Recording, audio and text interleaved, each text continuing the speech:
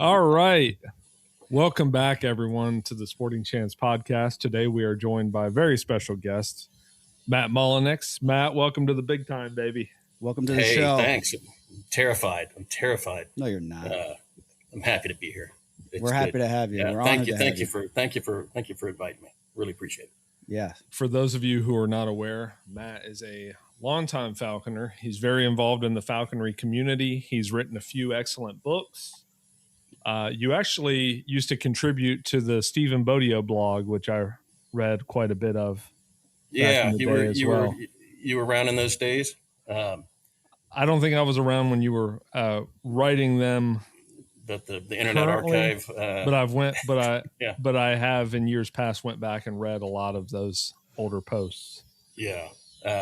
Well, that was a huge shot in the arm for me and a joy. I like everybody else. I read Rage for Falcons and Casey hasn't read it. Okay, well, like almost everybody else. And Bodio's been a writing hero of mine for a long time, and just learned so much from him about falconry, but also about writing about falconry, which was always something that I was interested in doing. And so here was a guy who was like a falconer and writing really, really well about the sport. It's a thing that's it's hard even to think about. It's hard to talk about with people. It's hard to hard to figure out what it is that that you're actually doing, and but to be able to sit there and write it and make it understandable to a bunch of people, that was a big it was a big learning experience for me. So meeting him and writing on that blog with him back and forth. Helen McDonald was part of that for a little while. Awesome. And friend of the show. Yes, friend of the show. Alumni, we're calling him now. Kat Urbakit. Do you know Kat? Y'all know Kat? No. You need to get her on the show. She's a Wyoming sheep herder. Runs the big sheepdogs, and she's just a tremendous like a nexus of wildlands use and cool person, animal person. I'll send you her contact information. She'd be great on this. Awesome. Yes. Yeah. I absolutely loved the Bodio books. I believe I've read every single one of them. I've read all of your books as well. He wrote a lot more. He did. Yeah. Very prolific. Carinthia. Yeah. That was an incredible book. Aloft. Literature. Yes. Yeah. Absolutely. Aloft is about pigeons. Yep. Carinthia is like, for those of you out there who aren't familiar with it, it's biographical about a period of his life when he first moves to New Mexico, and he paints such a beautiful picture of the country there, and it absolutely had me wanting to move there after reading. And meeting the dog guys and kind of folding in the falconry and the landscape and the people, and then this it's sort of like Helen's memoir too, just overwriting this story of loss, of his first wife, and trying to start a new life in this new place, and kind of going back and forth. It's really like literature. Somebody said if Oprah had put it on her show, it would have sold a zillion copies, and it's top quality American literature for sure. It's an easy read too. All of his stuff is an easy read. Yeah, it's not like we have the Sporting Chance Book Club, and Blood Meridian was our first book. Oh my god! Yeah. Oh jeez. Yeah, I like books like that, and I listen to it, and then I didn't read it. I listened to it. I don't have time to read. I really don't. Yeah. And I'm like a week later, I come on and I'm like, it's not that bad so far. Like, it's pretty cool. And then as he was making fun of me. He was like, "What do you mean? It's what do you mean it's traumatic? Yeah. It's traumatic, and you're traumatized." And then another week goes by, and I'm like, my eyes are like bloodshot, and I'm like, bro, what the heck did I listen to? I'm like scarred for life listening to this. It was like so dark. Did you, Casey? Did you read anything else of his? Did Aaron put you on The Road or All the Pretty Horses or? You should read The Road. Yeah, is it worse? Probably he would love The Road. No, it's like it's right at the sweet spot where it's pretty graphic, but it's a it's a movie. It's a cinematic dystopian survival story. Ooh, Really cool. Yeah. All right, I'm gonna look into that one for sure. Yeah, it's uplifting. You'll really enjoy it. Okay, now I have a feeling it's gonna be. If you like, a destroyed wasteland of America. Oh no, the road, Aaron. You told me about the road. You said it was worse.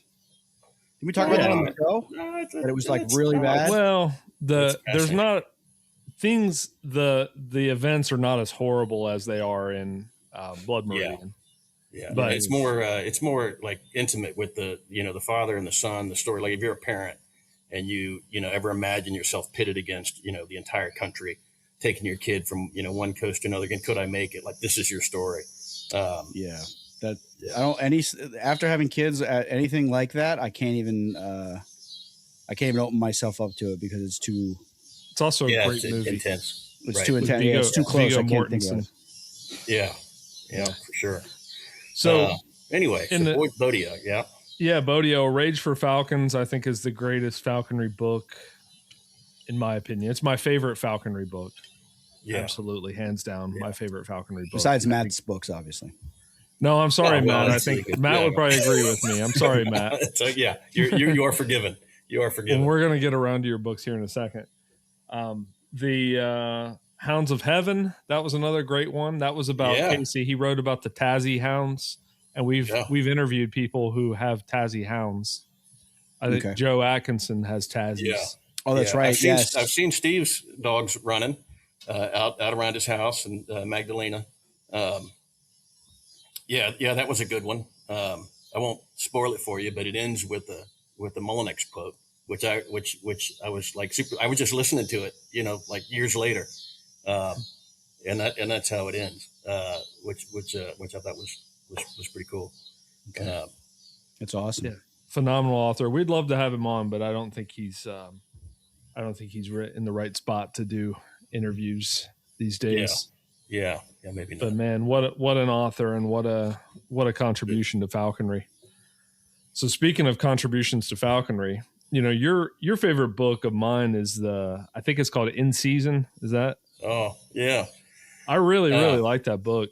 Casey, if you haven't had a chance to read it, it's a journal, and he's hunting with, I think it's just the Tiercel Harris hawk, right? Yeah. Hunting a lot of. Usually, I just have one hawk, and that was a bird I had for quite a few years. Just basically daily journal of the season. Attempt was to try to make it, every day or every other day, something that was interesting to me, some observation, and the twins were, I guess, coming on 3 at the time, so they were just realizing what it was that I was doing, and they wanted to come see, cleaning the rabbits and catching the sparrows, and and just watching what you do through their eyes and through your wife's eyes when she's, kind of protecting the kids, and just realizing how much of an impact falconry has on your family, and on your job, and on your, on your future, on your perspective. Like what do you do all day? What do you think about? What do you see? How much falconry folds into all of that. And so it really was an attempt for me to try to put all that down and see if it made any sense. Which, I learned a lot. I learned a lot from doing it. I definitely would recommend to anybody, if you journal, just take a little extra time, coming home, and you're going to take your notes anyway, maybe from your field, you're going to write down the weights and the whatever. Well, I don't know. Maybe you don't do that. Okay. No. But if you did do that, put in a little extra, information about what happened and what was interesting to you. It'll be valuable to you later, when you look back. Yeah. I used to journal.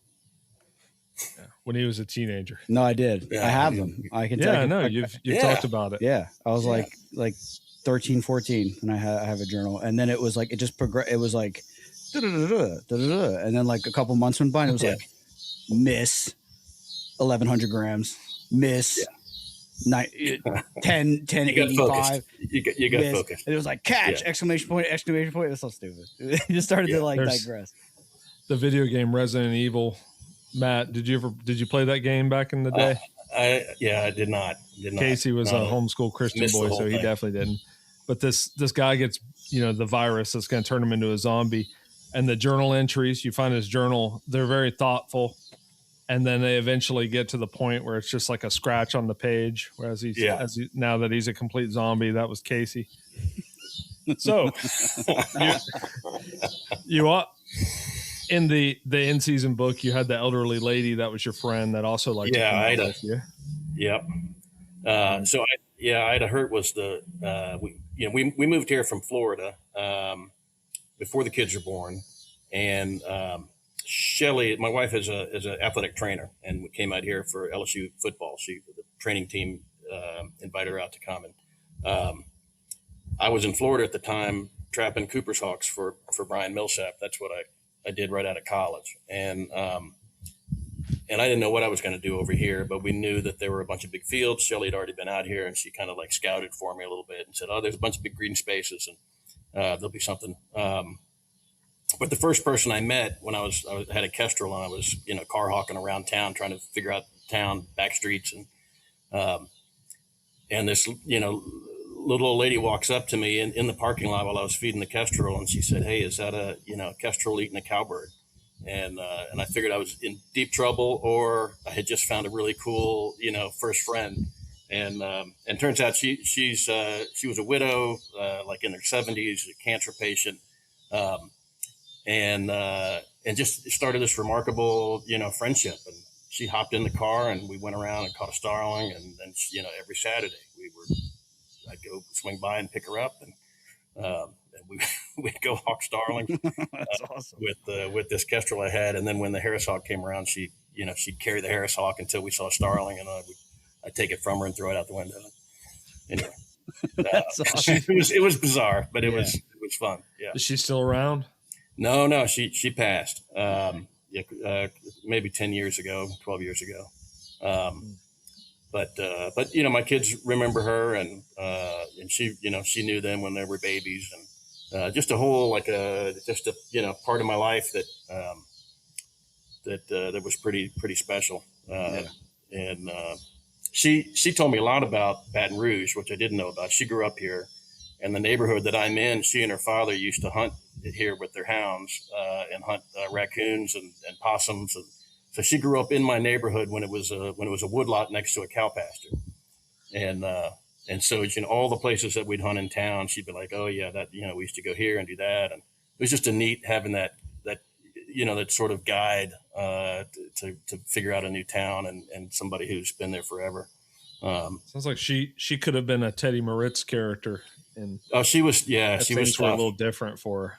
She was tough. She was raised, her husband was a big hunter, and in Louisiana, it's especially her generation, you'd go to camp. So camp was 3 weeks in the woods and pretty primitive, and all men, all drinking whiskey every night, all hunting. And back then, you'd have a pack of dogs. And basically, you'd let the dogs run loose, and you'd get up in stands and just shoot the deer as they came by. And the whole point was to, basically bring home a bunch of meat. So she was the only woman, while she was married, she was the only woman at camp, and she'd shoot and clean the game and cook, and she just had, just tremendous stories. Yeah. Sounds like a great Have you ever story. read about Casey? I'm sorry. No, I just said it's an incredible story, but I don't know how my wife would feel even if she was 70 years old. Yeah. There would be a problem with it for sure. Have you ever heard how they used to hunt turkey back in the day in Mississippi and Louisiana? I have not.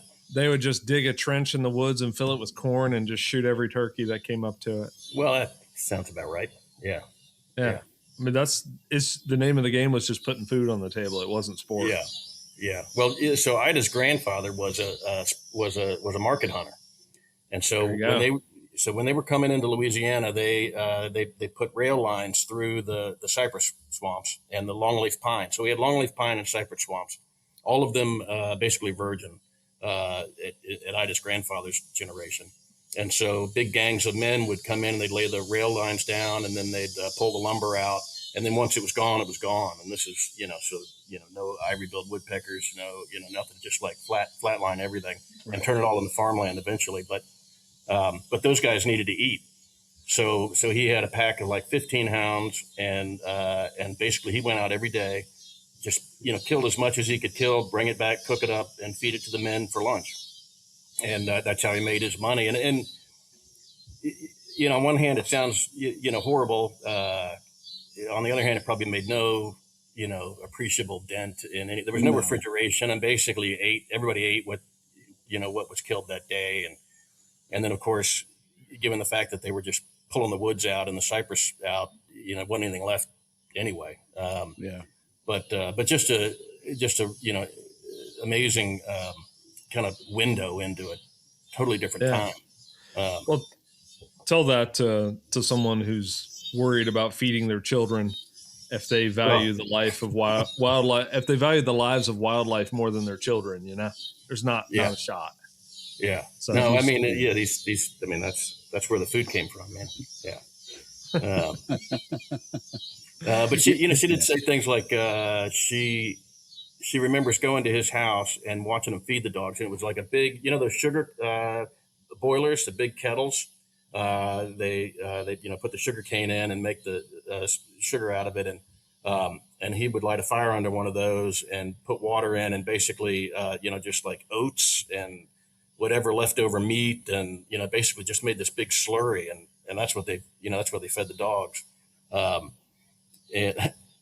then of course the dogs ate whatever it was that they killed that they weren't going to feed to somebody. Yeah, I mean, I bet it was pretty. Yeah, I bet he didn't kill that much extra than they needed, because it was just going to go bad. No. It's hot down there. Right. So exactly. It's not like he was like just slaughtering everything. If we killed a bunch of stuff, he's like, all right, that's probably enough. Right. I don't think we're gonna, otherwise he's got to deal with it. It's going to be rotten.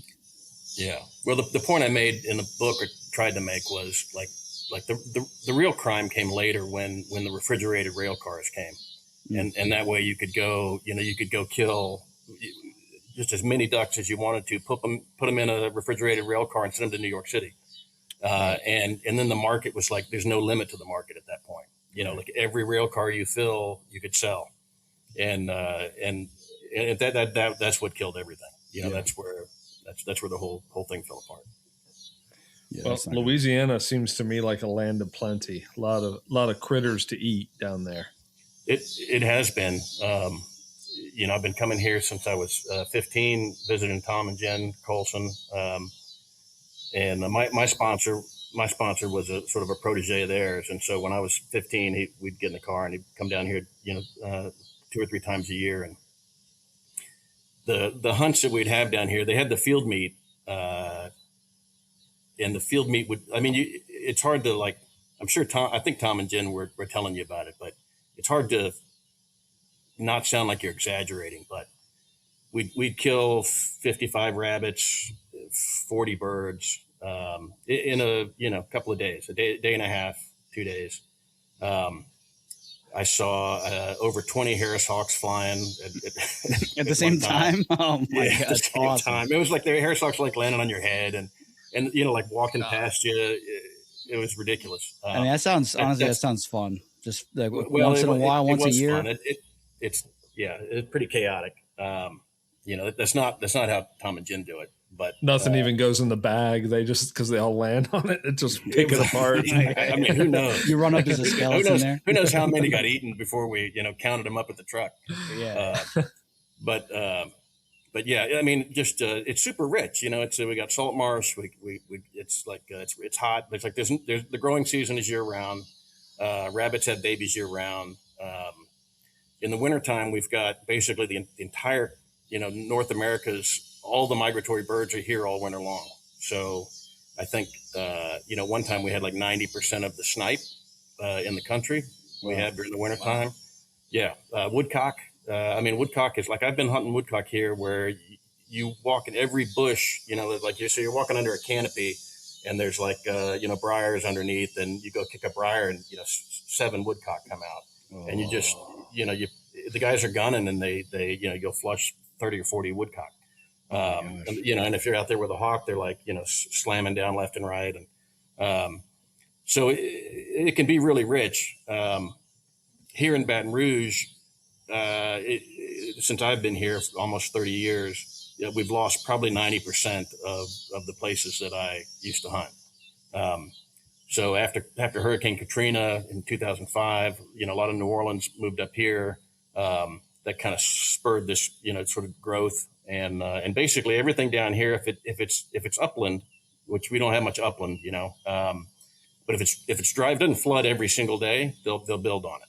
Right. And so just about every place that that you could hunt birds or rabbits is in Baton Rouge has now got parking lots on it and housing developments and everything else. I mean, it's a common story, but it's definitely accelerated here.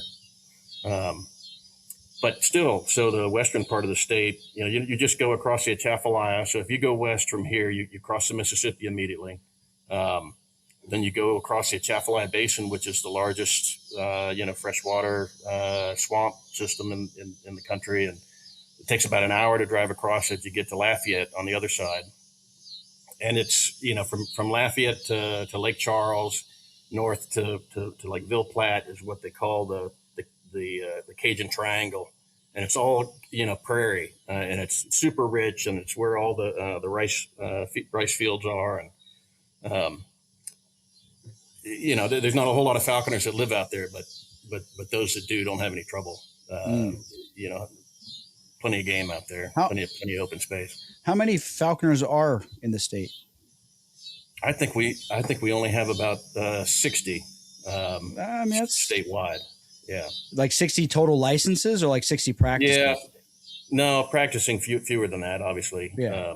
Like everywhere else, but we haven't had a club since the late 90s, but a couple of guys on the western side of the state now are trying to start a club again. And it's a big effort. It's hard to do. Everybody who chips in ends up having to do almost all of it. So right. I don't envy them that. I've survived without a club long enough to not really need You're one. the volunteer to be the prez. No. Somebody else is going to do that. You guys heard it here first. Matt is going to be the first prez of the new club. This is not the first time I've declined. Why did the club stop existing? Drama. Yeah, drama. What else is new? What else is new? So every state I've lived in, the clubs have either split or gone sour, and disbanded. Georgia has 2 clubs now. I went to high school in Georgia, and that's kind of where I sort of cut my teeth. And then lived in Florida for a while. Florida split, and there were 2 clubs in Florida. And I, it's sort of like, I think of it as like a respiration. It's like, the clubs get big enough, and then, little cliques develop, and then somebody doesn't want to be with somebody else, or somebody said something upsetting, and then they split off. Sometimes it's geographic. I mean, Florida and Georgia are pretty big states, so you could, you might not want to have the field meet in the same part of the state every year. I don't know. In Louisiana, it was just got a bunch of, headstrong, Cajun. They're all self-sufficient. Nobody really needs anybody. And the nickname for the club was the No Mercy Hawkers, which gives you some idea of how everybody treated everybody else. I mean, it was at its height, a lot of great fun, and I learned a lot. When I came down here, I was basically a kid, and that's the first time I saw kestrels fly. And these were like serious game hawkers. These were, these are the people that are catching 50 rabbits, and they're like, well, what'd the kestrel catch? And it's like, 3 or 4 grackles, 2 starlings. I was like, what? I mean, even, my own sponsor was like, no, kestrel's not, you're not going to catch anything with that thing. Yeah. And here was everybody super serious about it. And that, so I just learned so much. And then basically, my falconry is pretty well, patterned after local falconry here. Big doses of Harry McElroy's, style and writing, and but there's some sort of a product of where I came from, and so I owe a lot to Louisiana. Even though I'm not a native, it's definitely taught me everything. Sounds like you're naturalized. I'm naturalized, yeah. Which doesn't mean that I don't want to leave. Do you party?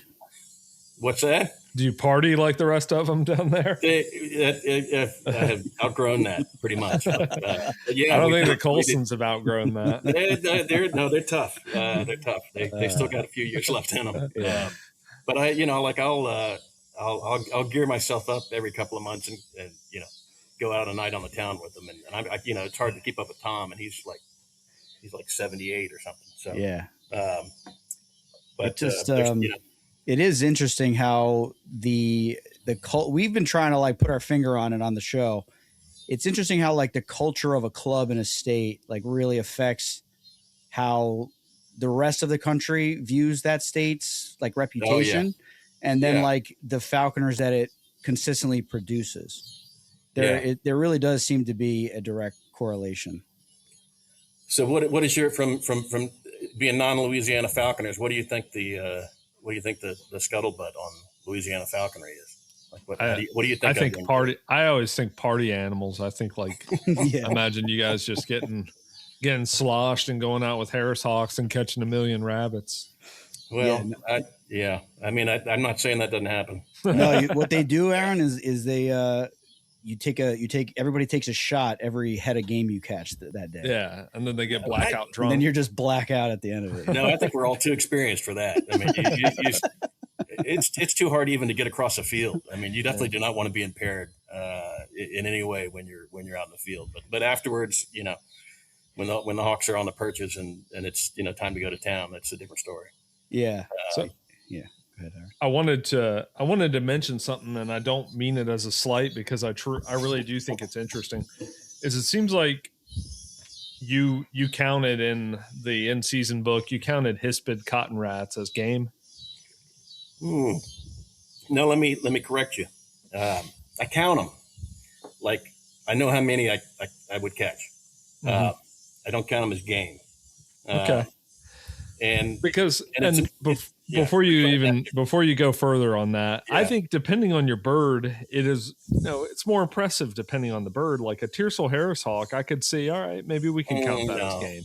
No, nobody would give me that. No, you know what Jennifer Colson says? She says Matt with a blue jay, maybe. Yeah, maybe if you caught one with a blue jay. Well, there we go. Like so, maybe. Maybe. Well, I'll tell you how it started. Maybe. Let me tell you. It'll make sense to you.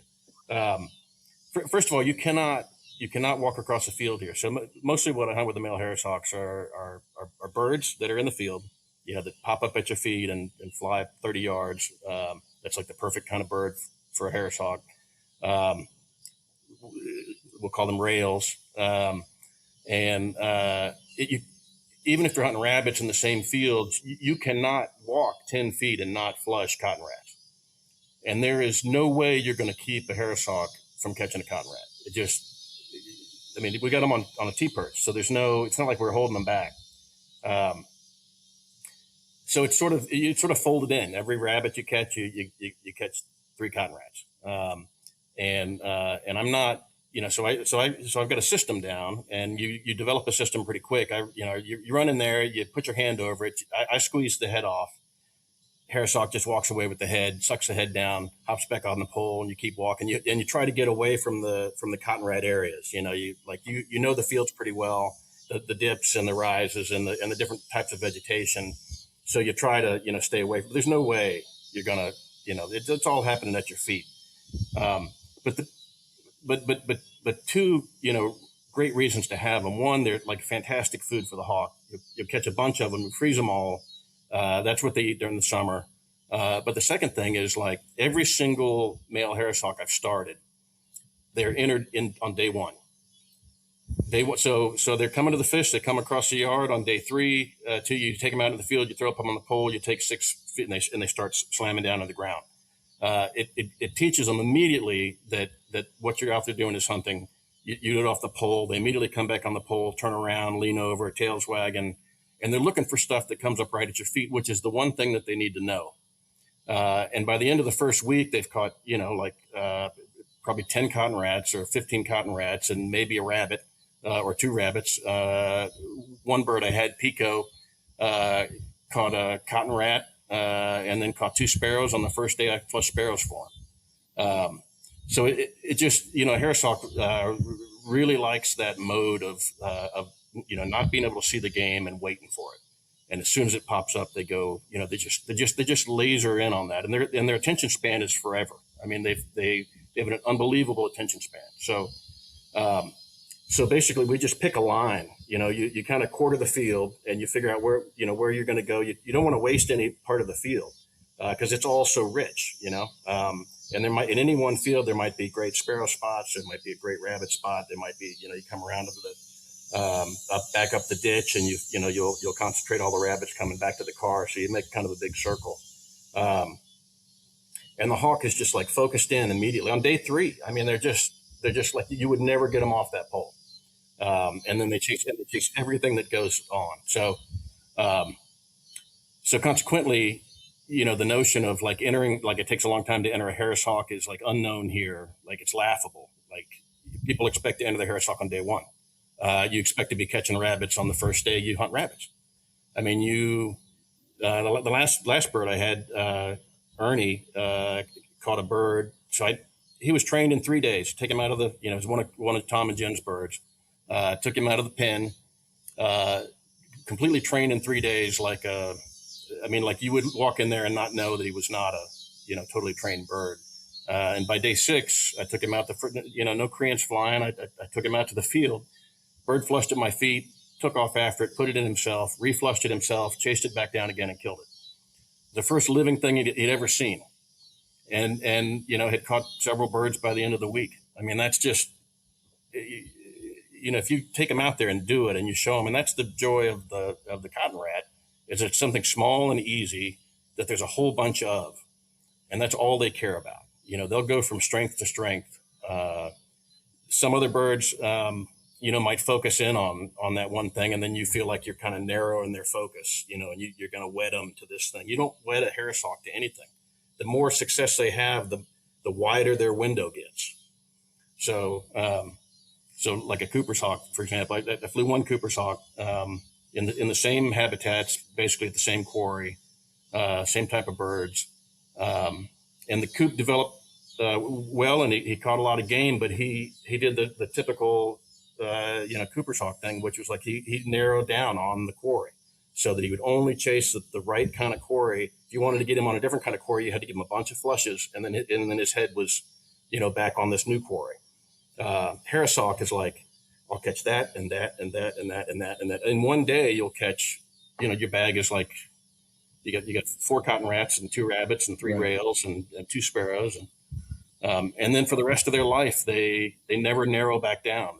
You take them out west, they hunt jackrabbits. You show them quail, they chase quail. I can see the value of that. The beauty of that is like it's once you turn them on, they never turn off.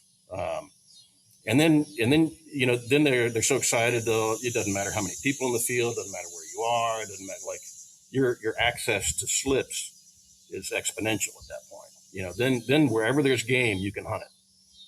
Right. And that's where, hunting in town, like it's almost impossible not to do here. You basically, as long as there's not a power line and you're hunting off the T-perch, it's pretty well contained. Like you'll catch rabbits at your feet. You can make an unsafe spot kind of safe because the bird's so focused in that it's going to chase whatever gets up. It's going to try to put it into cover real fast, which sort of shrinks the distance of everything, which makes it kind of practical in a urban environment. Yes, I could definitely see that. So that's like hunting with Tom and Jen, like you'd just be amazed. It's next, it's like off a highway. You pull off. It's next to a used car lot and a movie theater. There's like one patch, and that patch will have 75, 100 rabbits in it. Oh my God, Aaron, that's good. And as long as you keep moving and you keep focused and you show some leadership with the birds so they're not flying off after a heron or something, then the world is your oyster right in there. So that's a lot of that here. So you don't count the places. What's that? So I don't. So you don't count. I do not gain. I hear you. And hey, look, I hunt starlings out the car window. Man. I have no pride. So that's not like that was good. That was good, Aaron. Yeah. So, but I own that. Yeah. I mean, we got a lot of where I am. We got a lot of voles, and it's similar, I'm sure. Yeah, and it's nice to see them because I forgot who told me. It was probably like Teddy or something. When you see a lot of voles in a field, that means the field is like a healthy field.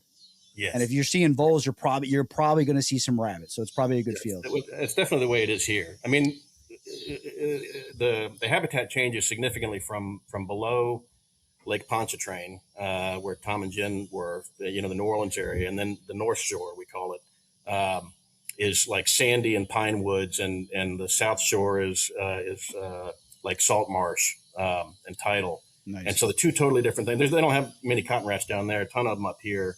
But if there's cotton rats, there's rabbits. If there's cotton rats, there's sparrows. If there's cotton rats, if there's no cotton rats, you might not find anything. It's just a byproduct of it. But I mean, the advice I was given and that I've used and works, and some birds it doesn't work, and some birds it does work, is obviously I'm flying goshawk. So from the glove, every time they're baiting at the voles, I just hold them. Yeah. And then they just get discouraged, and they're just like, all right, whatever. And then they catch a rabbit, get a huge reward. Right. And it's like, all right. And then you'll see like a bird start to mature as the season goes on, and then they'll just start to ignore them. They'll flinch at them, but they'll start to ignore them. Yeah. But your whole thought process is like, just everything's on the menu, because you never know in the future what we're going to run into. Right. And we don't feed them up. Like, that's the thing. There is no magnum reward in this type of falconry. So they'll eat the head of the cotton rat, basically, because it's convenient to placate them immediately. Of course, the hairsock will still keep hunting for quite a while. It eats 65 grams of food a day, say, and that's a lot of cotton rat heads. When my hairsock would catch cotton rats, I try my hardest to get every single piece of that cotton rat away from them. Yeah, well, I came to a compromise. It's like and I found out that they'll learn that I get a little piece, and so that's where I started pinching the heads off. Or maybe every time they catch one, you just dump a bucket of water on the bird. Well, you could do that. And then they'll got plenty of water. That's for sure. That was an analogy that Dr. Nick Fox, friend of the show, in one of his videos, he was explaining how negative reinforcement, how it's almost impossible as the falconer to implement negative reinforcement. It has to happen situationally. And he used a bucket of water as an example. That if you went and got the bucket, came back, dumped it on the bird would associate you with dumping the bucket and not like you. But if a bucket of water just dumped on the bird the second it caught something, then it would probably associate catching that thing with the bucket of water and maybe not catch it anymore. Something like that, he was saying. Yeah. Well, timing is everything. Yes. Yeah, right. And, I mean, haresocks are smart. And I won't tell you any names, but when I was coming up, it's not terribly uncommon to have, well, the haresocks would like pile in, right? So you have a young haresock piles in on the kill. And if it piles in too often, and if it, sort of makes a nuisance of itself, people just sort of hold them down and say, don't, eventually, I don't know if it worked. I'll tell you what doesn't work is watching them pile in and then throwing a lure down. Because basically they learn immediately that I'm going to pile in, because then immediately I get the lure. I took a guy out hawking out in Texas one year, and he had been doing that with he had a pair, an adult female and a young male. And the male was plenty fast. I mean, it could have caught all the rabbits itself if it wanted to, but it clearly was like, tucking in behind the female, and would pile in. And his system was to run up to it, kneel down, grab the rabbit and then throw the lure out that it was already garnished. And the male would jump off and get the lure, and then he would handle the female and take her off the quarry. And that's how he did it. And I, flying two hawks together, it can be kind of a challenge to take them both off game. And I could see how that developed, but then the bird would never it never put the afterburners on. It was always going to come in and just like go, just grab the butt and wait for the lure. Yeah. And so I told him, I said, let's not do that. Let's just pull him off. And we caught 3 more rabbits. By the 3rd rabbit, it was going in for the head. They learn that fast. Like, okay, there's no lure coming. If I'm going to eat it all, I'm going to have to catch this thing. So when you would have, if you had 2 Harris hawks going after a rabbit, one of them clearly caught it. The other was just there for the party. But they grabbed the rabbit after the fact. You would just, pull that Harris hawk off, feed the other one, and stick the rabbit in the bag. I'm going to explain just what I watched Tom and Jen do, because I tried flying 2 Harris hawks together, and there's there's so many cotton rats up here. You catch a cotton rat over here and a cotton rat over here, and there's no way to keep one from eating the whole cotton rat. So I gave that up pretty quick and just kept to one hawk. But there, I hunt with them pretty frequently. And generally speaking, if a bird piles in, you take it off. No reward. If it's a young hawk and it made a good effort and maybe it actually caught it you couldn't really see, and then usually the young bird, unless it's confident, about mid-season, the young bird's pretty much just like the old birds, and they'll catch as many on their own.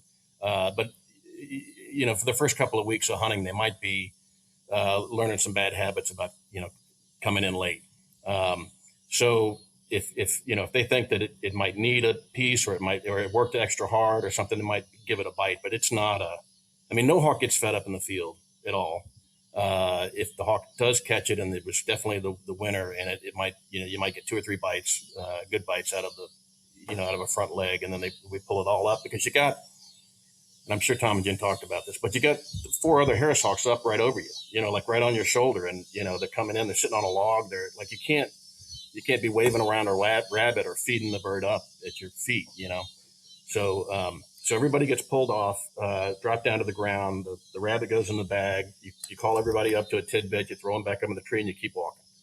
And the whole group is focused like that. And nobody's feelings are hurt. Nobody really cares. After 2 or 3 times, they're like, okay, that's just part of the process. And you make the big circuit. You get back to the truck, and they all come in and land on the truck. And they, one at a time, you come in, take the transmitter off, put them in the box.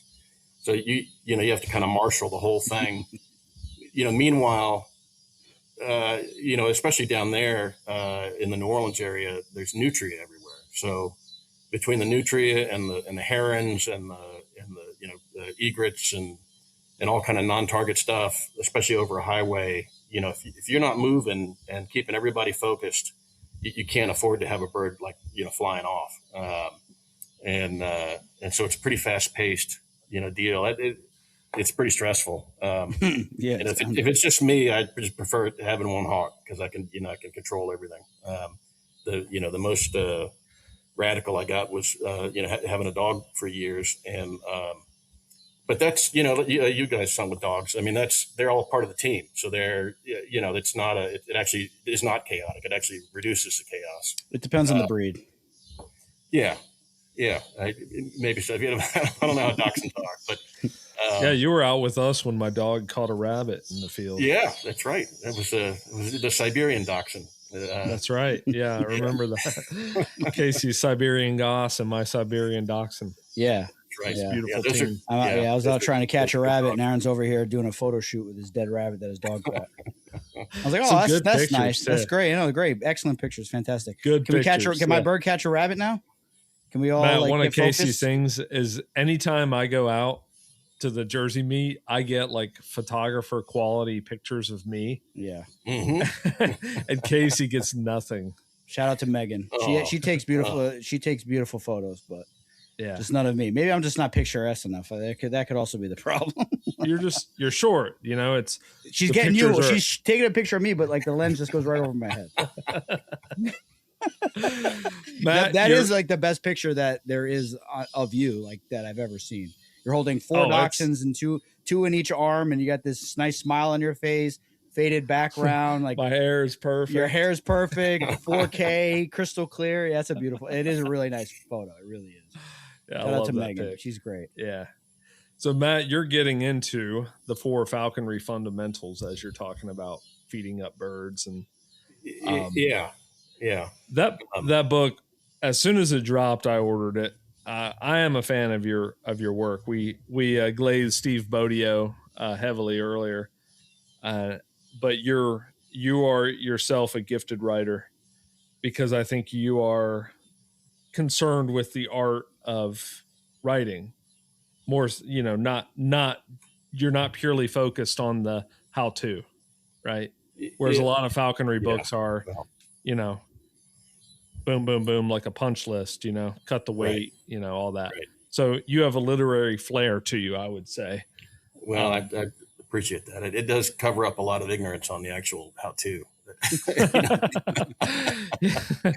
Yeah, if you say it beautifully enough, you say it pretty in a pretty way, people give you points. Wow, that wasn't right. But boy, it sounded no, good. your book for Falconry Fundamentals is spot on. You can't argue with any of that in it. And as far as I'm concerned, that is the book for a practical book for an apprentice. That's the book. Not only is it inexpensive, but it's exactly what you have to do to be successful as a falconer. Yeah, and it, as you know, I mean, it's not rocket science. I mean, it's the same four problems that everybody has, and you don't have to talk to anybody very long that's having a problem, and you can just pin it to one of those or two of those things. It's like, oh, you don't have enough game, or oh, you don't know what a good slip looks like, or or the bird's talons are dull. I mean, it's never some obscure training deficit or the equipment's not quite right. It's never that stuff. It's all meat and potatoes stuff. You need a whole bunch of game. You need to put your hawk in some advantageous position, to it. You need to work, you need to do a lot of it. And the bird has to understand what it's doing. I mean, to come back when it's called, it's got to, you have to have some control over what's going on in the field. And after that, it's just kind of reps, it's like, how many times can you do it? So like a lot of that stuff is, I basically codified it for me, so that when I have the next conversation with somebody who's having, some problem that I recognize as a pretty common problem and has a solution, it'll be like, oh, here's the thing. Here's the four things it could be. But those things I learned here. I learned from Tom and Jen. I learned from Harry McElroy. I learned from, from all the good falconers I've ever known. Just paying attention, being out in the field, catching a lot of game. You see the patterns, right? And it's just not rocket science. It's just not. It's not that complicated. I love to tell people that when they ask me about falconry, and they start to imagine that it's some sort of mystical, rocket science, type of thing. Yeah. It's like the marriage of rocket science and shamanism or something. I'm like, it's really not that hard. You're setting the stage for what hawks do is all you're doing. Exactly. You're giving them opportunities to do the thing that they want to do and already know how to do. Part of that opportunity is weight management, is making sure that they're ready to do the thing, that you need them to do when you give them the opportunity to do it. So you figure out what the opportunities are, you figure out the angles and the sort of like what Tom has this way of talking, and he hadn't really explained it, but the way I think of him as he explains things to me, and this is, growing up with him, is that it's sort of like a physics, it's about advantages, and it's about, how much advantage, let's get physical quantity of advantage. Like he's a lot of advantage here against a quarry that, that can't take a lot of advantage. You know what I mean? Like, so Tom's like always talking about, oh, he's got the angle, or, oh, he really wants it, or, we got enough game here, or, here, put yourself here, put the bird here. We're going to flush in this direction. He just knows how the energy works. He knows how to slip max. He knows how to, he's slip maxing. Exactly. Slip maxing, exactly. Yeah. And that's a thing. I mean, that is like, once you can't unsee that. Once you see that done well, you'll never approach a field the same way. You realize it's not random. It isn't random. You're not just getting out of the car and walking in some random direction. The hawk is not going to be, more or less ready. The hawk is going to be ready. And all that starts with like, I think the most important thing early on in the recall is the time between the release and the catch. So you want to shrink that as much as possible. You want to, I mean, with a young hawk, you want to catch immediately if you can, every time, just because you want to start their attention span when they've got the least amount of it, and then spread that out as necessary. 100%. A lot of people who don't know how to estimate how much game they have in a field really put themselves at a disadvantage, because they're lengthening out that time before the hawk sees anything or has a good shot at it, and then the hawk has to figure out why are you here? Why am I here? When if you could step out of the car, take 3 steps, flush a rabbit, boom, get a flight, that hawk's going to start, it's going to start clicking. As short wingers, we got. It's easier with short wingers. It really is. I mean, a lot of this stuff is not immediately applicable to to some of the long wing stuff. But even then, they'll, like in North Texas, my friends up there trap the Passage Peregrine every year, every other year. They've got perfect little ponds, and they've got 15 ponds in a row in one ranch. And that bird's entered almost immediately. Like it doesn't have to go. It only makes one circle. I've been there many times where on the first flight, the bird's entered. This is Passage Peregrine's been flown. It's been, trapped 10 days ago, 15 days ago. You put it up, it's only going to make one circle, but it's all it needs. You flush and you got the right kind of ducks at the right angle, and the bird can catch, and it just moves from strength to strength. And so I think, what I learned from that is it almost nobody has the right ratio of game to slip. They don't have it. And that's the real key.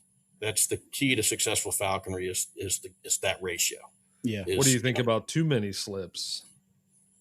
That can happen. Like I've seen, some days the jackrabbits are so, like you've heard of there's like sometimes there'd be like hundreds of jackrabbits out there. I haven't seen that in a few years, but I have seen it before, and the hawks are intimidated by that. Where have you seen it, Matt? What's that?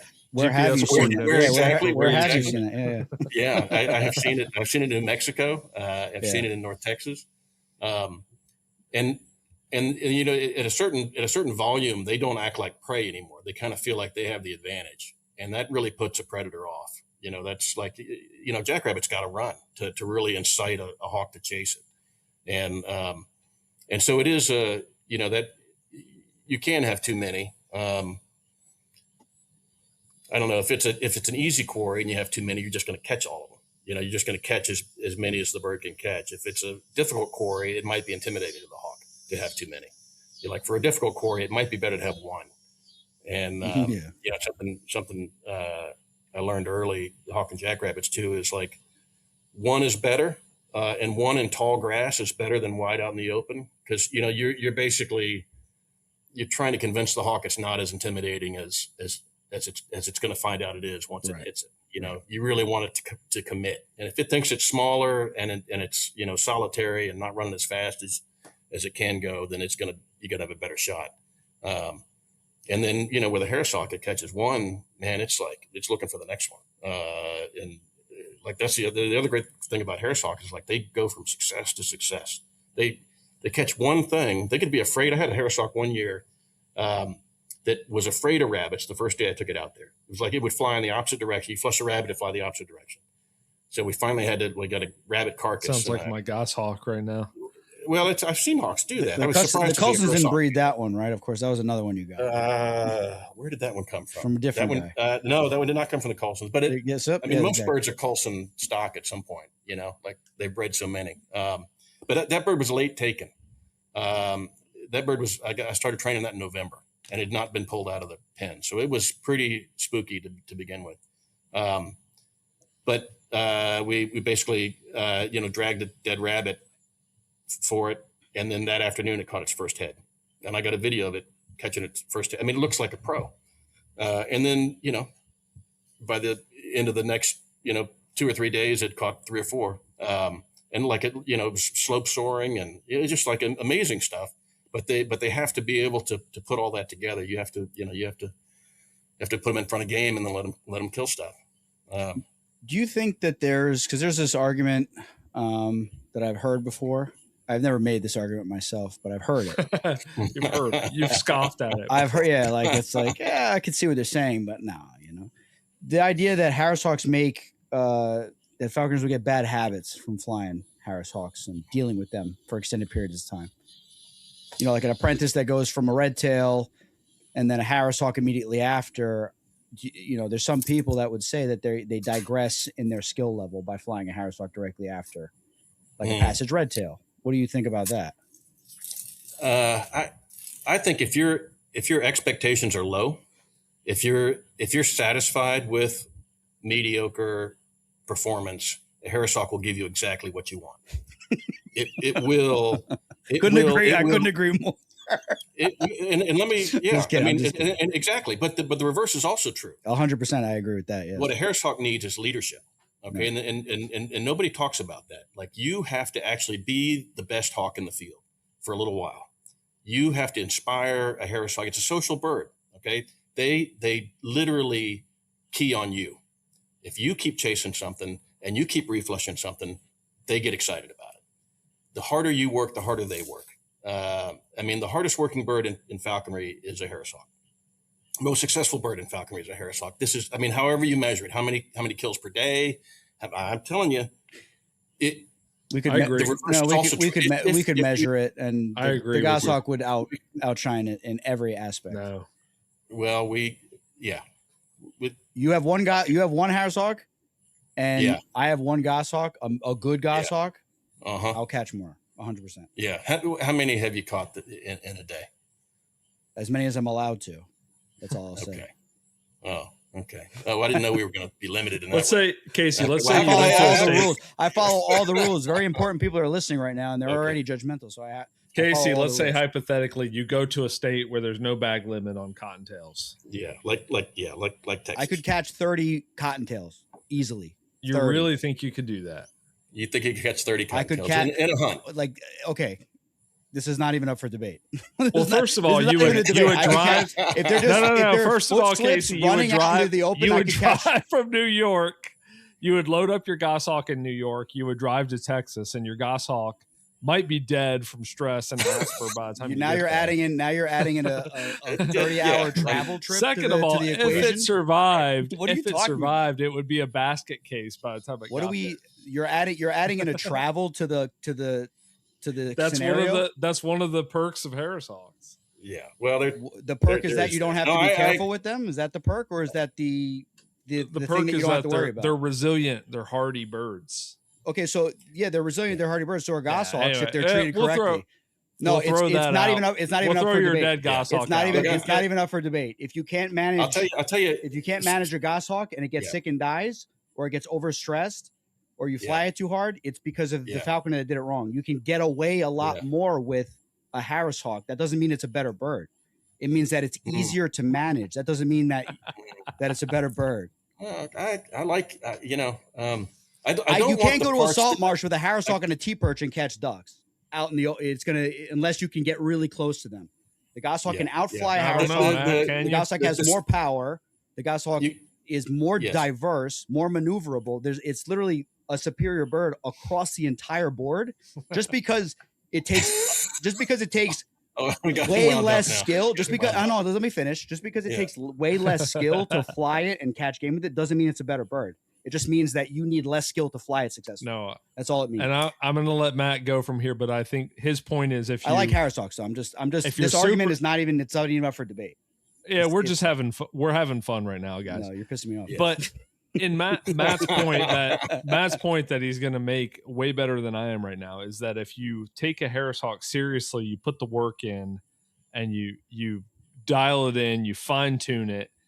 It's the deadliest hawk you could have. Yeah, at the end of the season, okay. You're But what do gonna you catch a mean by the wider variety deadliest of hawk, game. Aaron? Matt's I- look, taking it. I All right, mean, go here- ahead, here- Matt. I'm here's not what going to I- do this with here's Aaron. what I- look. It's just going to piss me off.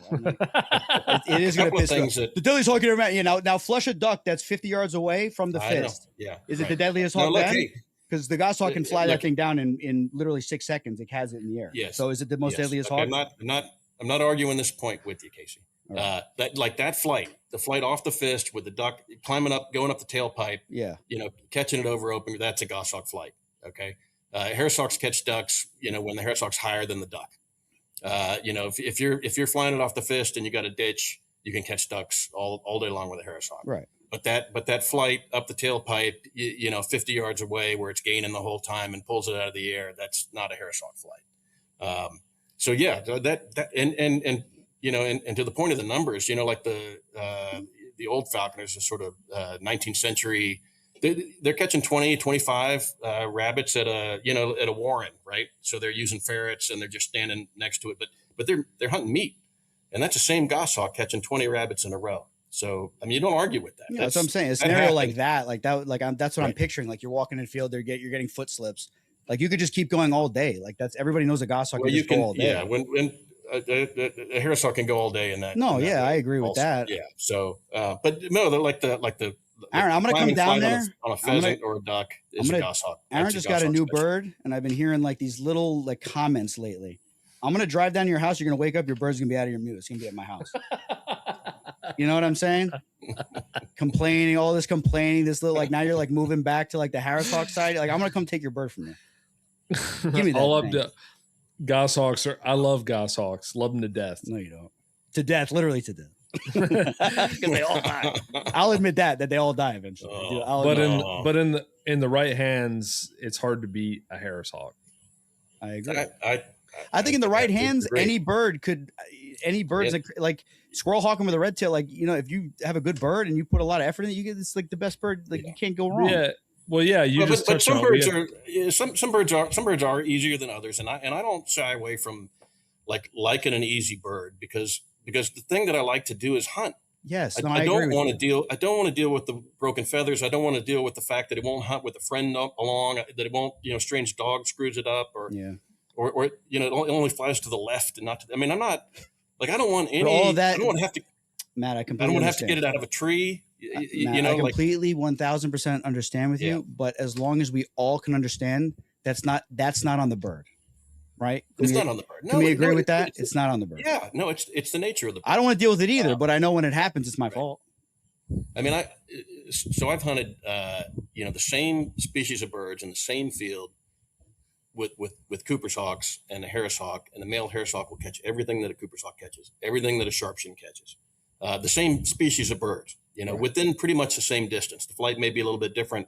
Maybe the Harris hawk intimidates it more, but you're putting as many in the bag, and it's all the same. And at the end of the day, one was a maintenance nightmare, and it was baiting at my face, and I had to take a friend with me, not so that it would attack him and not me. I was just gonna say that, so that it would go after him instead of you. Yeah. And the other thing, I only had one Cooper's hawk, so I'm definitely ignorant about them, but it caught a lot of stuff. But it would, once it got mad and started, baiting in my face, it took 3 or 4 slips before it started looking out again. Right. And then on the 4th slip, it would start going again. But a Harris hawk, of course, you'd never get the face part, and it's always looking, like the number of slips, it doesn't waste a slip is what I guess I'm trying to say. And so, you want a bird that goes out there and takes 100% advantage of 100% of the slips you have. That's a Harris hawk. Kestrel is similar in that way. They like to hunt. They just do. I mean, for what they do, which is not, the end all and be all, but for what they do, they're really good at it, and they really like it. And that's what I like about a hawk. And they're, sturdy, and they don't break feathers, and they, it just, in its lane, it's a great bird. The Kestrel or the Harris hawk? Kestrel. Yeah, let's get into Kestrels. Well, Kestrels are fantastic. Yeah, Kestrels will cash, won't they? No, they can. Although, I mean, so I have had friends that had them cash. Here's what I think happens. I fly mine pretty lean. I want good recall. I want them back fast so that I'm, so that when the Cooper's hawk that's sitting, 50 yards away, it has less of a chance of getting my bird. Small falcons cash, when they've got enough extra weight on board to tuck stuff away. Merlins, you can fly Merlin sort of on the high side, and they'll start caching birds and coming back overhead. A Kestrel, at the weight it would take to cache on a regular basis, it's probably going to be too fat to hunt the way so it's just a management thing. Right. Under some circumstance that I don't have here, where you were sort of like, so I started flying Kestrels in the 90s, and people don't believe this, but there were no Cooper's hawks back then. I mean, Cooper's hawks are a modern phenomenon. I mean, maybe they were around in the 40s too, but there's way more of them now than there were in the 90s. And so we flew Kestrels basically with impunity everywhere. We flew them at night. We flew them at big roosts. We flew them at big flocks of birds at a distance. It was just not a concern that the bird was going to get eaten before you got it back again. Right. And now I can't even, I take 15-foot slips, man, because if I take a 40-foot slip, that's one more second it's going to take me to get there. And so the fun factor has reduced, although Kestrel loves, it loves ambushing everything it can, but even I don't do with them what they can do. Right. What I know they can do, what I I had an opportunity to see them do back in the day when there just weren't. I just don't think there were any Cooper's hawks. Can you tell us about? And I agree with you 100%. The Cooper, if you fly a micro, that you'll never see more Cooper's hawk in your life than flying a micro. It's like not even. Yeah, I mean, there's a bunch of them anywhere. It gets obnoxious. Yeah, like I would tell it definitely does. Yeah, no, I agree. I flew a bunch of Merlins, and it was like it just got like in the middle of like November, December. It just got so obnoxious that it wasn't even enjoyable anymore. Yeah. So tell us a little bit about what, like, because everybody knows Kestrels, right? Very rarely do you see somebody like flying them like from the glove or from a perch for that exact reason that you're describing. But it sounds like you had like a unique opportunity that like a lot of people never seen. I've never seen somebody fly a Kestrel like from the glove or in a different way than just car hawking it, really. Yeah. Tell us about that a little bit. Yeah, so I'll tell you, we used to have this place. It's a blackbird roost. So this is, depredation situation. Also, decades past the statute of limitations. So I'll describe it to you. But you go out in the evening, and they're all piling into these willows around it. So it was this particular place was at a mall. And so we just go park in the parking lot, and the mall had a, sort of landscape feature where there's a lake in the bottom of it and willow trees all around it. And in the evening, the birds would just pile in. There'd just be hundreds of them piling in. And I had a captive bred kestrel, Sally, and she got so good at that spot. So we'd get out of the car, and I would just hold her up, and she would bob 2 or 3 times and fly in the opposite direction from those birds and disappear over the mall. And she'd go all around the parking lot and come back the other way, straight into the thing, and you just see the flock go whoosh, like that, and she'd go boom, smash down into the willows, and you'd go pick her up. And I mean, I would never do that now. The bird would be dead before, like by the time it went out of sight, it would be dead. I would never do that. But I mean, it's the kind of thing that somebody who said, "Oh, I got a prairie falcon," does the same thing. You like it's in fact that's how kestrels hunt birds in the wild. I mean, it's all long distance ambush flights. The other thing we used to do commonly was big flocks of cowbirds, like 300 or 400 cowbirds at 100 yards distance in a big plowed field, and you just see them, kind of lifting off and they're just kind of feeding like this. And you just stop the car and get out and put the bird up, and they, take 2 or 3 bobs and they go, and they just kind of vibrate, and you can't see them anymore. And then you wait a couple of beats, and then whoosh, the thing goes up, and you start running out there. And they'd be on the, and I don't even remember worried about it, even though like a harrier come in and kill them too. But it did not even register, for us. The other great place we had was, we were in Tallahassee. We would go to Bainbridge, sort of South Georgia. And this was when I was working for the Florida Fish and Game, and we had 3 or 4 falconers that worked in our building. And so we would get in carpool, and we would go to this old World War II airfield. We'd fly the Merlins. The Merlins would catch Minnie and Cash, and then we'd pull the Kestrels out, because there was one place right in the middle that was a peanut processing plant in the middle of a World War II airfield. Wow. And there were hundreds and hundreds of house sparrows, and they had nowhere to go. So you just put the kestrel up on the corner of the building, you run around the backside of the building, you start hitting the landscape bushes. And the sparrows just kind of come up in a big wave, and then come and just start piling in under the kestrel, and the kestrel just stoop straight down and catch them as they're going in, and you pull it off, throw it back up on the roof, and run around the building again. Wow, that sounds so much fun. That sounds like a blast. We used to hunt packing pallets, the behind loading docks where all the sparrows would get in, and you just slip them in like a little ferret, and they just run them down. Really? Yes. Oh my gosh! Wow. So I just have all these memories of like super diverse stuff that we used to do with them, and the reason I don't do any of that stuff anymore is because there's no way it would live. I mean, it just would not. You just cannot even. Yeah. Your slip management now has to be, what can I catch as fast as I can catch it, and how fast can I be there to scoop it up off the ground and get it back in the car? 100%. The packing pallets, though, that sounds, you could probably still pull that off. It's pretty safe. How were you? So how were you set? Were you was like a buddy like blocking off the other end of like the pallet so that you have to? Out? Yeah, it's like you're you're standing there with your arms outstretched, and you're keeping it going, and they they'll be like busting out left and right. But there's always, if there's enough of them to begin with, there'll be enough to catch. Oh, that's and one of them make a wrong move, and kestrels are really good on the ground. I mean, you've flown them, but they I've never The flown funny a thing about Kestrel them, ever. okay. No. Well, I've flown quite a few of them. I flew one European Kestrel What was that? one year. Okay. What'd you think Well, of it's that? totally different. It's totally different. And one of the first things I noticed with it was like an American Kestrel runs like a Harris Hawk. I mean, like a road runner. You know, it's basically straightforward. It's got long legs and it runs straight. It goes, you know, left, right, left, right, left, right. A peregrine, if you imagine like put a peregrine down on the ground and then call it up to the fist, it hops, right? They kind of hop sideways like a parrot before they get anywhere. Well, the European Kestrel was just like that. It would hop, you know, it walked around on the ground by hopping sideways. It would, you know, would not go, and consequently, it would not go into cover after anything. So as soon as anything went to cover, it would pull off. It would catch birds out in the open, so we'd car hawk with it. It caught one bird waiting on. It waited on easily. It would, you know, you just let it go. It just go up and start circling around. It just, and an American Kestrel just won't do that. They just go sit on something. I'm sure you could train one to wait on, and I know people have. They're not as fast as Merlins. I don't. There wouldn't be any reason to do. I mean, if you got good spaces to fly a small falcon on the wing, you should fly a Merlin. Right. I mean, right. I mean, you don't need a Kestrel for that. I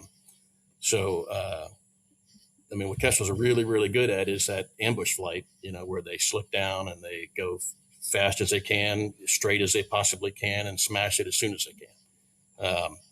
And if that's, you know, and if that's good enough for you, then that's, you know, it's hard to find a better bird. You know, as far as like you know, weight management, this, you know, 13 grams a day that you just cannot miss. You will be back at hunting weight the next day at exactly the same time. You feed it 13 grams. It's back. I mean, there's no, you know, there's no problem with it. The European Kestrel, the biggest complaint with them is that they're not as gamey. Was that your experience? Or is that just like their behavior, just not crashing brush, and like that makes them quote unquote like not gamey because they won't crash and they do, you know what I mean? Like, I think it's a slip management problem, and I can see how, you know, in Great Britain, you know, it's the traditional, you know, apprentice bird that you read about in the books. I guess they don't recommend it now. They would rather you have a Harris Hawk or whatever, but traditionally it was the apprentice bird because it was big enough and hardy enough, you know, bigger than a Merlin, and could eat a coarser diet. And also their expectations were low. So it wasn't like you really even expected to catch anything. You'd want it to wait on and maybe fly the lure and maybe chase something. But you wouldn't expect it to do anything. And you'd have to, so what I caught about 50 head with mine before I lost it. And the things it did well were it would catch birds out the window. Part of the problem with that is that unlike an American Kestrel that's an ambush hunter, that, you know, it slicks down and it stops and leans over and it does not move until you get to the perfect slip, and then it goes like a dart. European Kestrel would see it 100 yards away and start flapping. And then by the time you got up to it, it was exhausted basically. So we had to hide the Kestrel until we saw the slip, and then we let it go. And then it would come in like a ton of bricks, and really nothing, like it wouldn't lose anything once it held on to it. right. Like its foot's way bigger than American Kestrel's foot. It's not really bird shaped. It's not like a accipiter foot. It's kind of a fat, you know, foot, but it's strong. And you know, one of the most remarkable things it did was we would go into warehouses at night and, you know, shine a light up in the rafters, and it just fly off the fist and catch pigeons. Wow. Just bind to a pigeon and bring it down. And then it handled every pigeon it handled. They never got away. So what was its weight? You remember? 170, I think. Oh, so it was like a Merlin basically. Yeah, but you know, it's robust. They're longer proportion than a Merlin. Merlin's more compact. Right.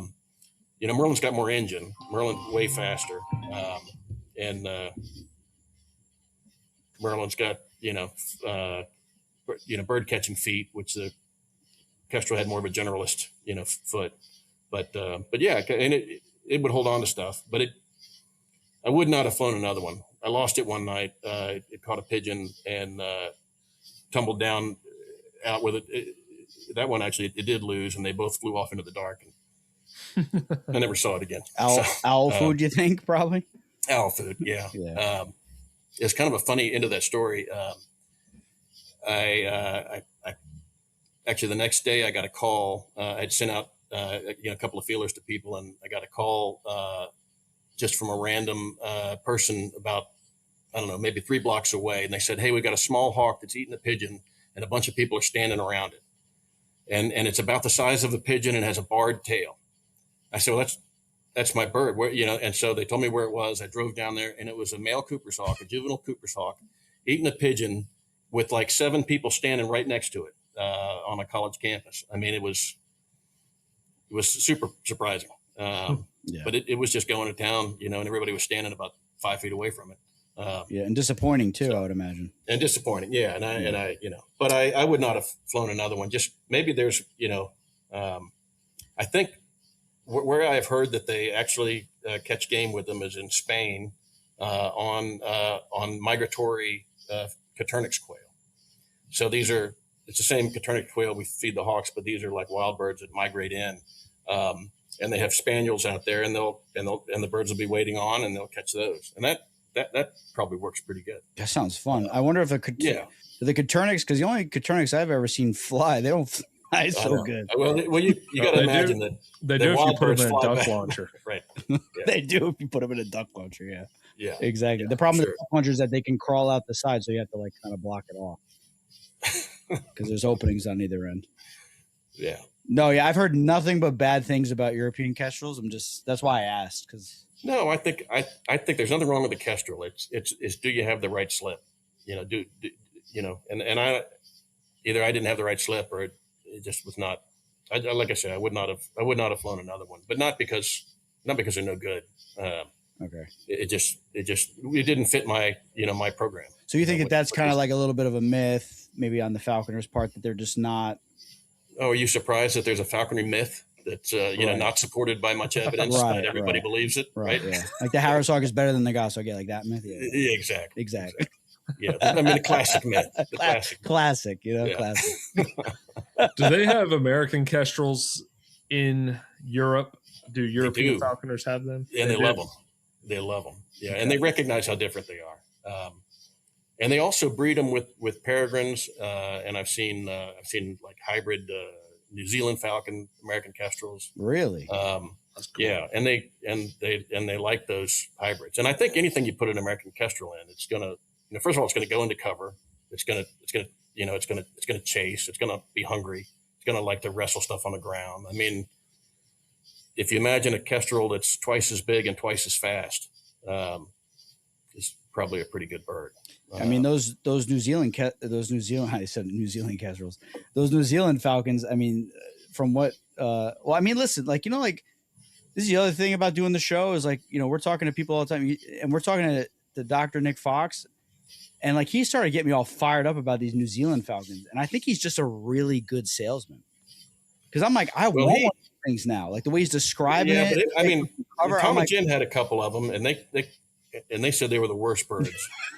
I mean, that they literally would fly away from game, but you could not, throw them hard enough to get them to catch anything. Right. But so I've seen like video of Nick Fox, but with the New Zealand, but it was a hybrid. It was a hybrid peregrine New Zealand, and it flew off the fist at starlings, and it would ring up starlings. I mean, it was a dynamic thing. I think it was Spitfire is what he called it. But I don't know if he had another one, or if I don't know what the whole story is. And maybe the straight New Zealand falcons are great, but how do you think the peregrine kestrel hybrids are? Well, I've seen YouTube videos is all I've seen of them. But one of the YouTube videos is a guy that it's either Spain or maybe Italy, but he's hunting Coturnix quail over big like wheat fields. They're sort of uniform agriculture, and he's got some sort of spaniel, and he's catching maybe he's just showing the catches, and maybe it misses, but it's going off the fist as fast as it can, and it acts it looks like a kestrel to me, but dark. They're real pretty. They got blue in the wings, and they're it's a handsome bird. Some hybrids are just don't look right. But for whatever reason, Perlins I think are pretty, and these kestrel hybrids are pretty too. And this one seemed pretty dynamic. I wouldn't want to pay for one because I just get it eaten by a Cooper's hog. Matt, come on! I don't think you have to pay for anything anymore. I think you just make a phone call. Not wasting somebody else's good bird on a Cooper's hog. I can waste my own bird for free. That's true. Yeah. How many kestrels have you had killed by Cooper's hogs? I guess two kestrels killed, 2 caught, and I recovered them, and they were fine. I was there fast enough, yelling and screaming, and they let them go. You got to pull the feathers out of the holes in them, but they don't kill them immediately. I mean, they want to take them somewhere and torture them, pluck them to death. Yes, exactly. Yeah. It's bad. So if you're flying a small hawk and any kind of accipiter catches it, yell as loud as you can, run as fast as you can right at it, wave your arms, scare it off, and they will drop it. And I've had a Merlin, not this last one, but last year's Merlin, 2 years ago. It was caught by Cooper's hawk as it was coming. It just caught a sparrow, had eaten the sparrow in a tree, was coming back to me across the field. The Cooper's hawk came out of the woods right behind it. It never saw it. I was watching the whole thing right behind it, grabbed it, carried it back into the wood. Of course, I started running and yelling and screaming. And when I got there, it was totally untouched, dead, floating in the stream. So I flushed it off it, I guess, but it was, it's heartbreaking. It is heartbreaking. It's like depressing and it's frustrating. Flying. I don't know what else, they're little villains, little horror movie villains. I love Cooper's hawks, but it's a clear and present danger. I mean, you're flying a small hawk. I cannot overemphasize that's probably what's going to kill it. And and if you come hawking with me and you see me take a close slip and run as fast as I can to scoop the bird and get back in the car, that's why I'm doing it. It's not because it's great falconry. It's because if you don't do it, that's one more second you exposed your bird, to everything. Yeah. But principally Cooper's hawks. Of course, here we got, just like we got everybody else's birds, in the fields, we got all the raptors too. So we got, Merlins winter here, peregrines winter here, ton of red tails winter here, red-shouldered hawks. We got a bunch of them anyway. And anything will catch a kestrel on the ground. It's not a hard thing to do. So yeah, I could see that. You just got to be vigilant. I think with raptors, it's twofold. They can they can scratch a territorial itch and get a meal out of it by attacking and killing a smaller raptor. Oh yeah. Yeah. The funny thing about a Merlin, once they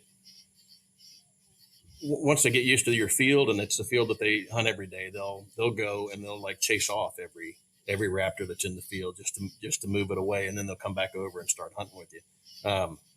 That's a pretty typical experience. As long as they've got the jump on them. Right. Everything's got to be out in the open, and they got to be feeling good, and they have to own that field. They have to have hunted there and caught game there enough. Usually by the time they're caching in the field, they own that field.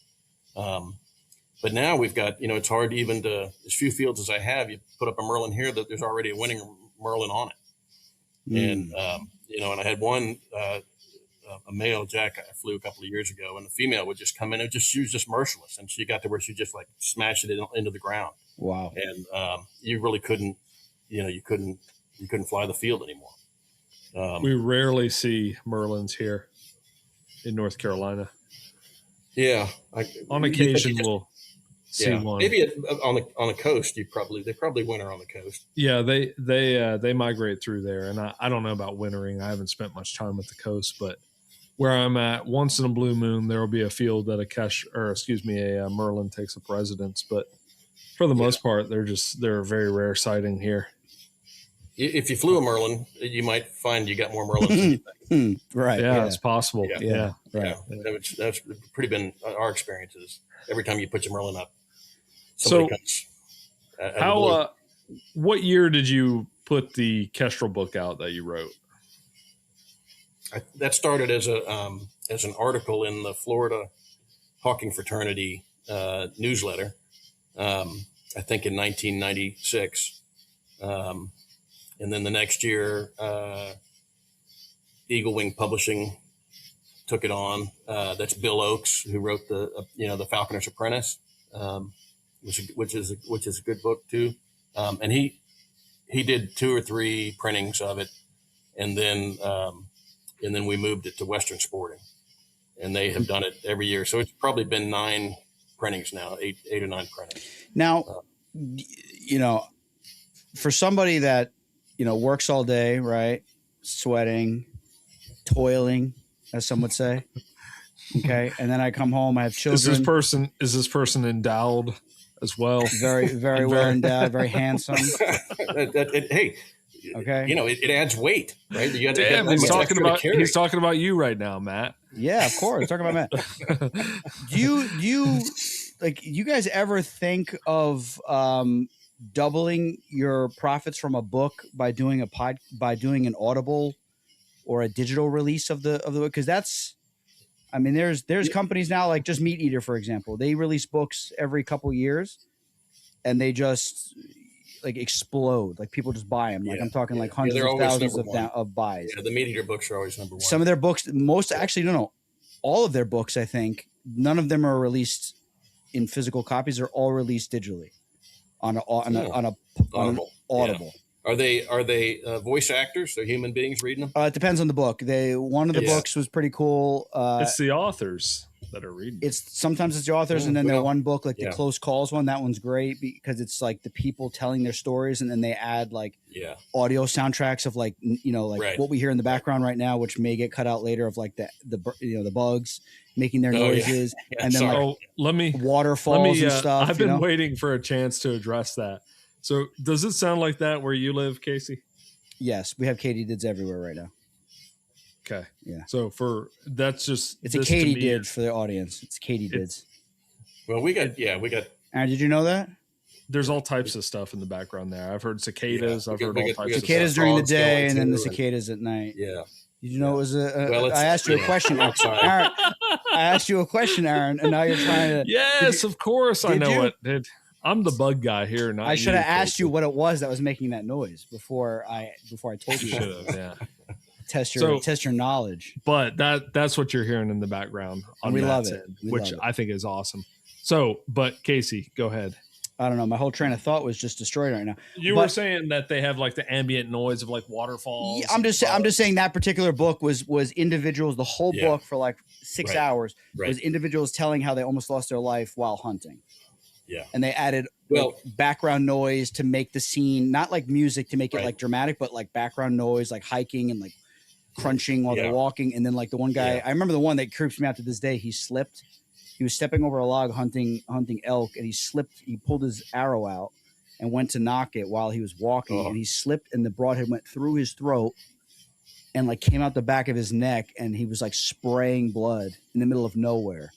Does not sound good. And he had to like hold it until he could get back to the truck to get help, and he lived by like the skin of his teeth. He lived.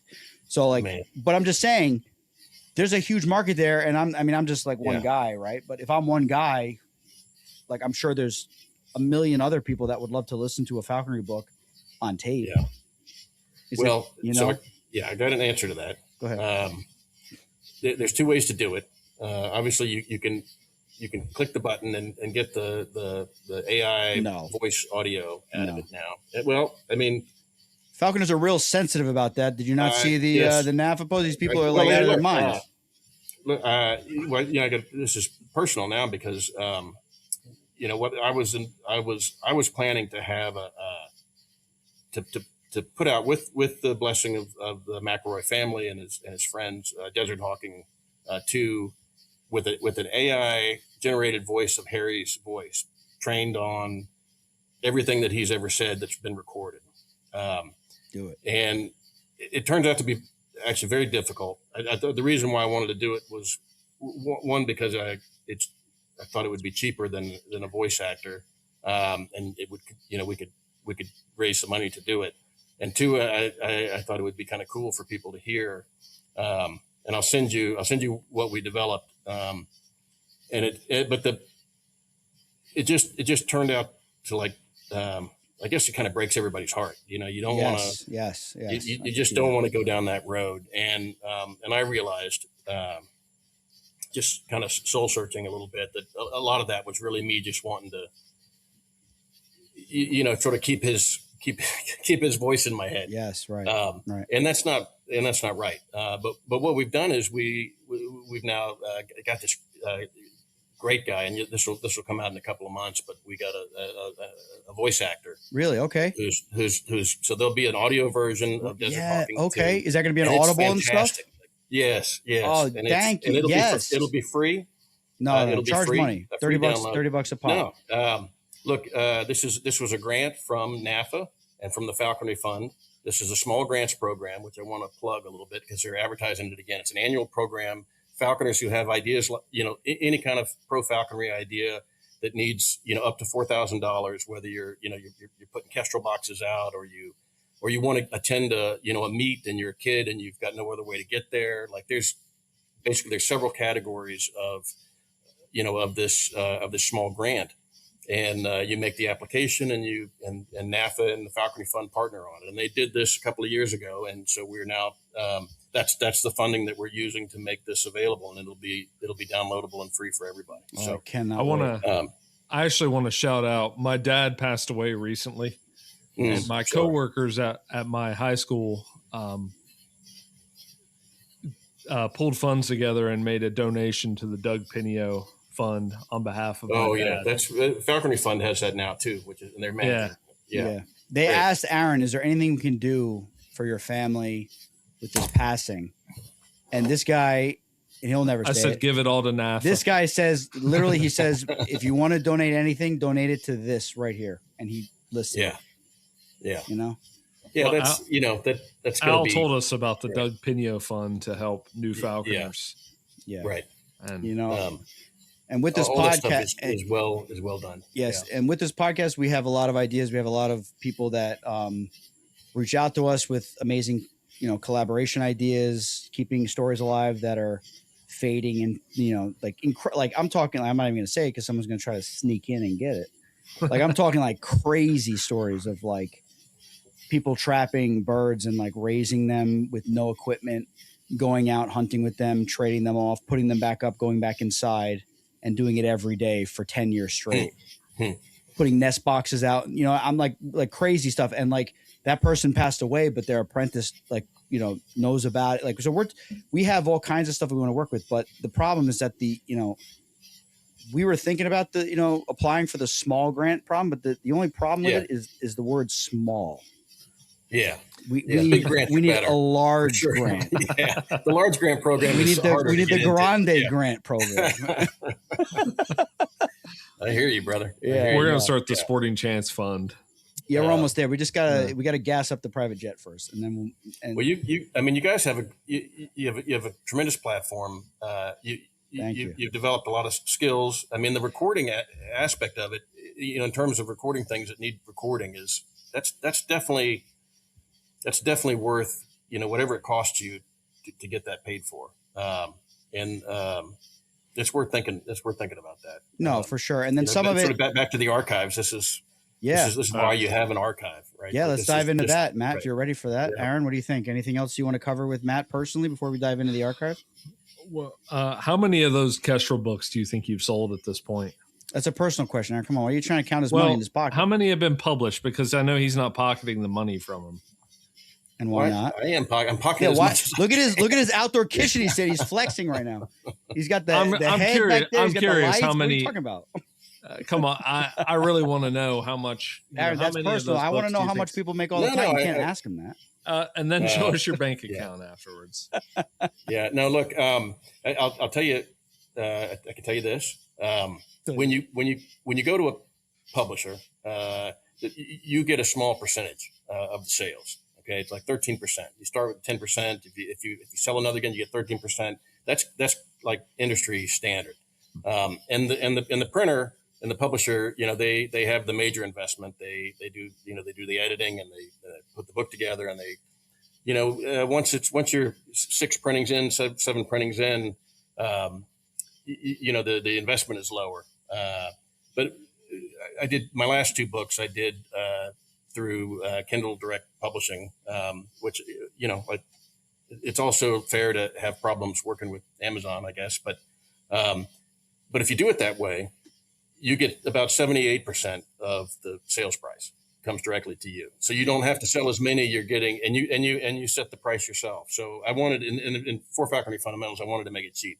I wanted to have a Kindle version that was like a couple of bucks, and it is. And there's an audio version that's admittedly AI, but it's also cheap. So if you should have no excuse. If it's a book you wanted to read or hear, you can get it on your phone for $3. Is that on Audible, Matt?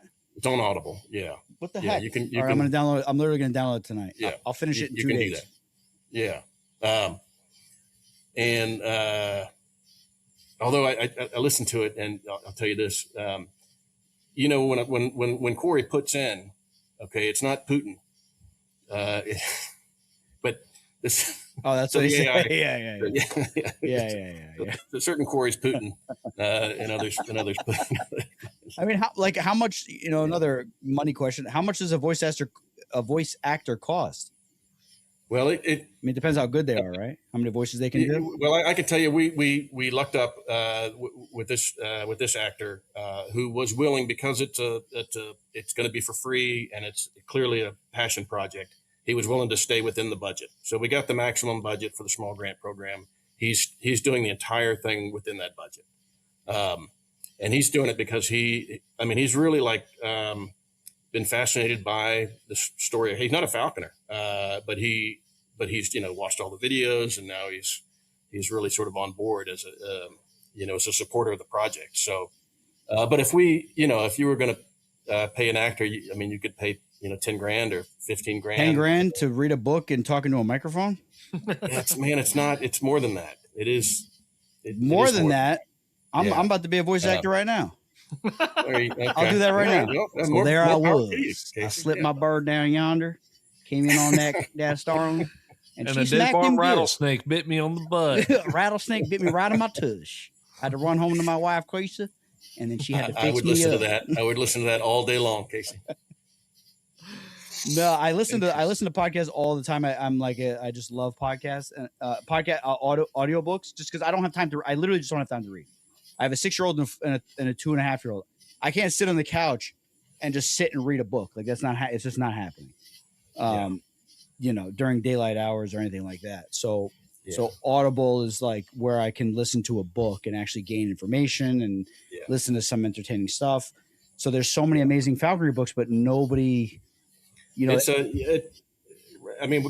you either do it through AI, which is inexpensive but morally deficient, or you invest in paying a human being who's a professional to do it right and do all of the the audio equalizing and all the technical stuff, and that's an investment. And the falconry, like the market is tiny. I mean, I probably sold maybe 2,500 copies of For Falconry Fundamentals, and maybe of the Kestrel book. I don't know, maybe it'd be more than that, but only because it's been around longer, not because the sales are super brisk. I mean, you're just not going to sell that many falconry books in a year. I mean, Helen McDonald's book, bestseller for forever. Yeah. But that's more than a falconry book, right? It's a piece of literature and a memoir. Matt, I just think, and this is a good segue into the archives, and I just think that the falconry community as a whole, I think we're underutilizing the members of the community that we have. That's fair. I mean, I barely put any effort into my social media. I got almost 100,000 on Facebook, 60 something on YouTube, over 120,000 on Instagram. Jones Falconry, 1 million on YouTube, 300 on Tyler Sladen's got a name, Paige, who's a member of the, Because she's now working with the archives too. So I just think if it just like came down like through like a funnel to everybody with a decent following, not even decent, but just somebody who's just like people are interacting with their stuff. Yeah. And it was like, we're putting out this book or this thing. Can you guys just please post it? And we all just post it together. Boom. You know what I mean? No dollars spent, yeah, and hundreds of thousands, millions of people will see it. You know, well, it's like Jones Falconry posted a video of his bird flying out the window catching a starling, which you've done 5 million times, and it's 70 million views on the thing. You know what I mean? Yeah. It doesn't. I just think in today's day and age, I think that there's a way that we can get this done, and we can fulfill a lot of different things through the resources that are actually within the community. You know what I mean? Well, I really do think that, like I say, you guys are really positioned to do that, to show some leadership, to take leadership, and say, hey, look, what is the next thing that we want as a community to promote? How do we get everybody who's got a following? Who are they? How do we package it in such a way that that we have a communications plan that does an effective marketing for it? I've done the best that I can. I mean, it was very intentional with For Faculty Fundamentals that I was gonna do it myself. I was gonna make more of the profit on it than I would if I had put it somewhere else, and I was gonna market it myself. So I went on Al's podcast and I went on John's podcast and put it out on Facebook and started a group, and and then I drove around the country. I mean, I went and talked to y'all in New Jersey. Yes. Excellent. I've been coast to coast. Since 2020. I've probably lost money, just right. in But we don't want that though. But you get the word out. And you're exactly right that I think there are enough eyeballs and enough people in the community that if there was a coordinated effort to do anything, and to that point, coordinate the effort to support institutions like NAFA, like the archives, that's the archives is a great example. It's a very upstanding institutional nonprofit that came about 40 years ago when there was no social media. When there was just no way to know anything about what was going on. Right. And so I think now the time is really ripe to try to figure out how to partner with people who are in your space, and come up with messaging that makes sense for everybody, and try to get people excited about certain things. Yes. I will certainly, if you offer, will be reaching out to you all the time to tell you about the next spring rendezvous, tell you about the next book auction, 100%. things that support the archives. So. I just think that it's just, I love it. Yes.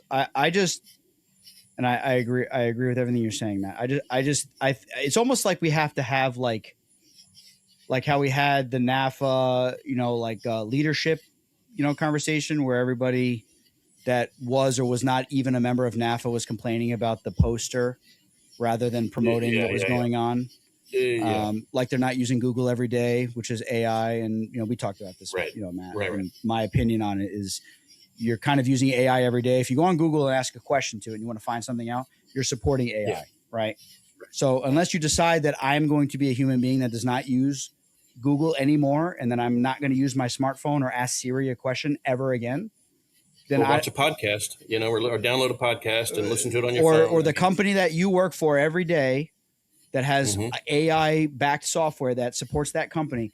Unless you're willing to quit your job, stop using your iPhone, and never Google ever again in your life, I don't want to hear a peep out of it about NAFA. Right. Get ready to get schooled on the differences between generative AI and everything else. But it's all backed by AI, which requires a lot of energy and a lot of data behind it, Aaron. So it doesn't matter. It's all becoming the same thing. Google Just used to be ready. That's all I got to say. No, it's fine. It's completely fine, because when you ask Google a question, whether you like it or not, there's an AI response underneath it now, which is backed by, it scours the entire internet, which requires a lot of energy and a lot of resources, which requires a data center. I don't want data centers. NAFA doesn't want data centers. I think we all can understand that. But I think to deny it is kind of like saying I'm going to walk to the store instead of driving my car to the store because of emissions. Like you're kind of like there's at this point in time, the way the world is, there's no way around it. We have to just all band together to push that these data centers go in places that are not impacting wildlife, that have no effect on our ecosystem. Put them in Warwick, New York. Yeah, but it would have an impact here. How about all the abandoned buildings that are not being sold? We're loading up, man. We're loading up in Louisiana. There's plenty of abandoned buildings. There's plenty of areas that already have infrastructure that there's nothing going on there that they could just spend a couple more million to demolish. A mall that's abandoned. There's giant malls and apartment complexes and stuff that's not even in use that's abandoned. They would just have to spend more money, so they choose to go somewhere else and put the data center there rather than in the middle of habitat. So I shut up, Aaron. Aaron, do you know a writer named Wendell Berry? Does it ring a bell? It rings a bell, but I don't know anything other than that. Well, look him up when we get offline. But he's a Kentucky farmer and a writer. He's in his 80s now, and novels and essays and just a huge body of work. But he writes about his version of this was like in the 40s when everybody went from mules to tractors, and the entire change of America's economy to the combustion engine, which is like a huge change in how everything operated, and that's his whole polemic basically. This is everything he writes is some version of the difference between then and now, and the one thing he says that I think is germane to Casey's point is that personally I would go back, he would say, but then we can't help each other as much as we can now. Like life without cars was one way, and it was better in a lot of ways, but with the car we can help each other more. And I think to Casey's point, with the technology, as long as we're focused on supporting the community and doing things with people that support people-centered things and do things that only it can do, that you can only do with these tools, that's at least the best case scenario. I don't think that we could not tap the potential of the falconry community globally to do pro falconry things without the communications reach that we have. Correct. And you guys are clearly like leaders in that. And you make an obvious case for the rest of us to do the best we can to leverage that. And I think the potential now to really move the community forward has never been higher. Like it's never been easier. We've never been able to reach this many people. 100%. And the world of falconry that you guys grew up in is like way different than the one that I grew up in. And I'm not that old. I'm not like my mentors are still alive, most of them, and a lot of them still hawking. So it's not like, but it's just the change has been so fast. It's like Tom and I talk about this all the time. It's like, well, has falconry gotten better or worse? Like, with YouTube videos, with podcasts, and my contention is that the average falconer who's starting out today has the opportunity to see actual falconry that I never saw. Like you see, goshawks catch rabbits. You see what it looks like in the field. You see the dogs running. Successful falconry time and time and time again. Where I'd caught several headed game all by myself before I'd ever, seen anybody else do it. Right. Right. And the number of reps that you would see as an apprentice coming up in the 80s, like you have to go to a field meet, and then you'd have to go out with the right guy. And then that was 1 day or 2 days throughout the entire year where you actually saw real falconry. And then the rest of the time you're trying to make it up as you go along. Right. But somebody starting today, like I get a phone call last week, like the guy already knows what all the birds are. He knows what the slips look like. He's asking me very specific questions about certain types of hawking that you can do. And it's like, it's very specific, and they've seen a ton of it, and that's got to help. It's got to. Yeah. Help. But it's kind of an abomination also. Think about it. It's something that is so private and intimate and beautiful that you would either have to be in the exact right place and time to see that with your eyes, or you'd have to experience it with another falconer that has curtailed, like you were talking earlier, setting up the slip perfectly to see that with your own eyes. Yeah.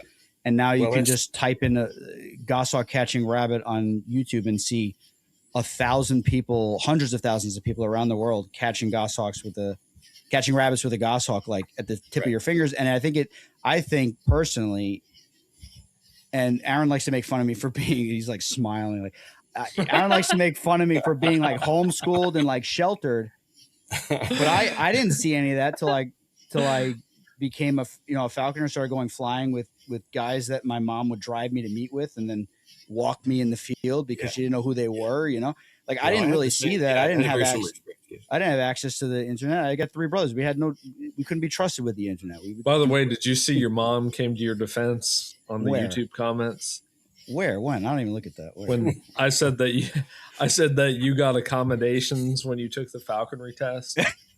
Oh yeah. I failed the first time. Everybody knows that. Whatever. She said that she took the test too for me. So she could help you. She did. Oh, that's right. She did. Good mom. That's a good mom. She did. Proud of your mom. Mama Sue, man. Proud of your mom. And then she said, Casey, of course, aced it. I did ace it the second time. Yeah, I did. Yeah.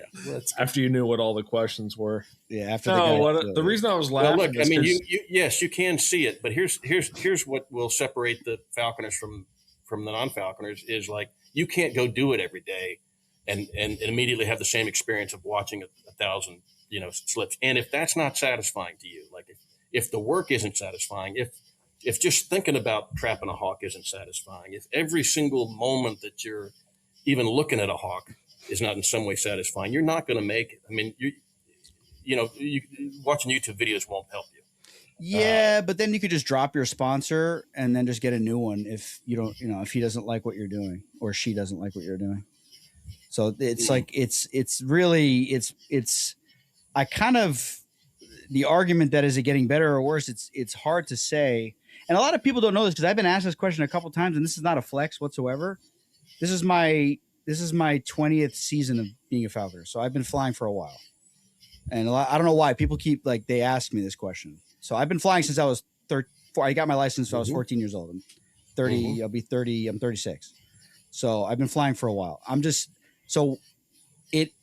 feel that it is becoming a little too easy to be a falconer. There's more people that see it online and then think I could do that and I want to do that.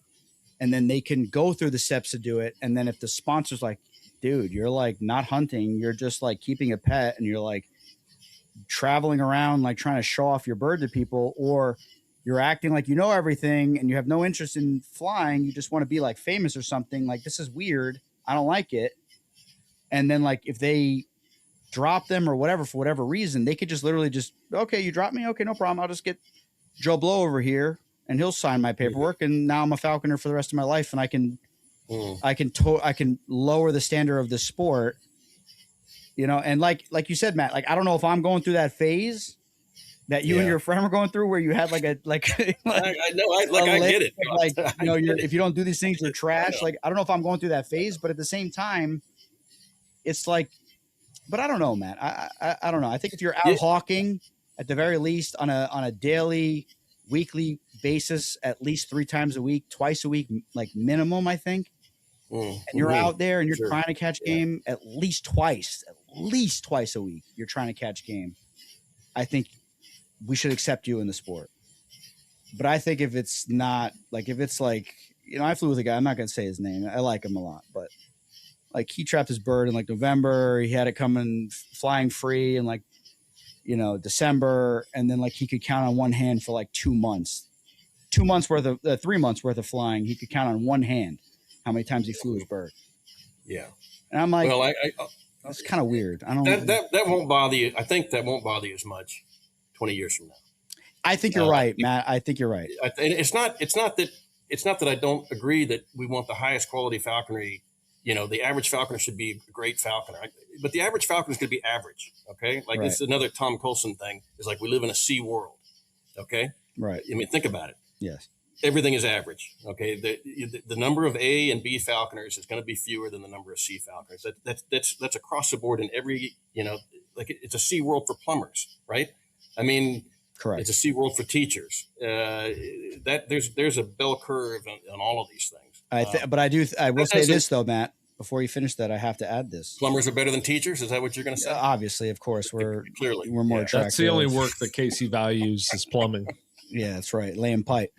Oh man, It's nice. so you said C tier. We're in a C tier. I would say this. I would say the United States and any country that is regulated, that state automatically in a global scale becomes a B tier falconry. Yeah, Like their level of falconry is B tier, and any state or country that is not regulated where you can just go out and get a bird, that whole country, I don't care how good some of them are, the whole country now becomes C tier because there's no barrier to entry. There's no commitment that has to be shown. You can just go to the store and buy a golden eagle and walk out with it.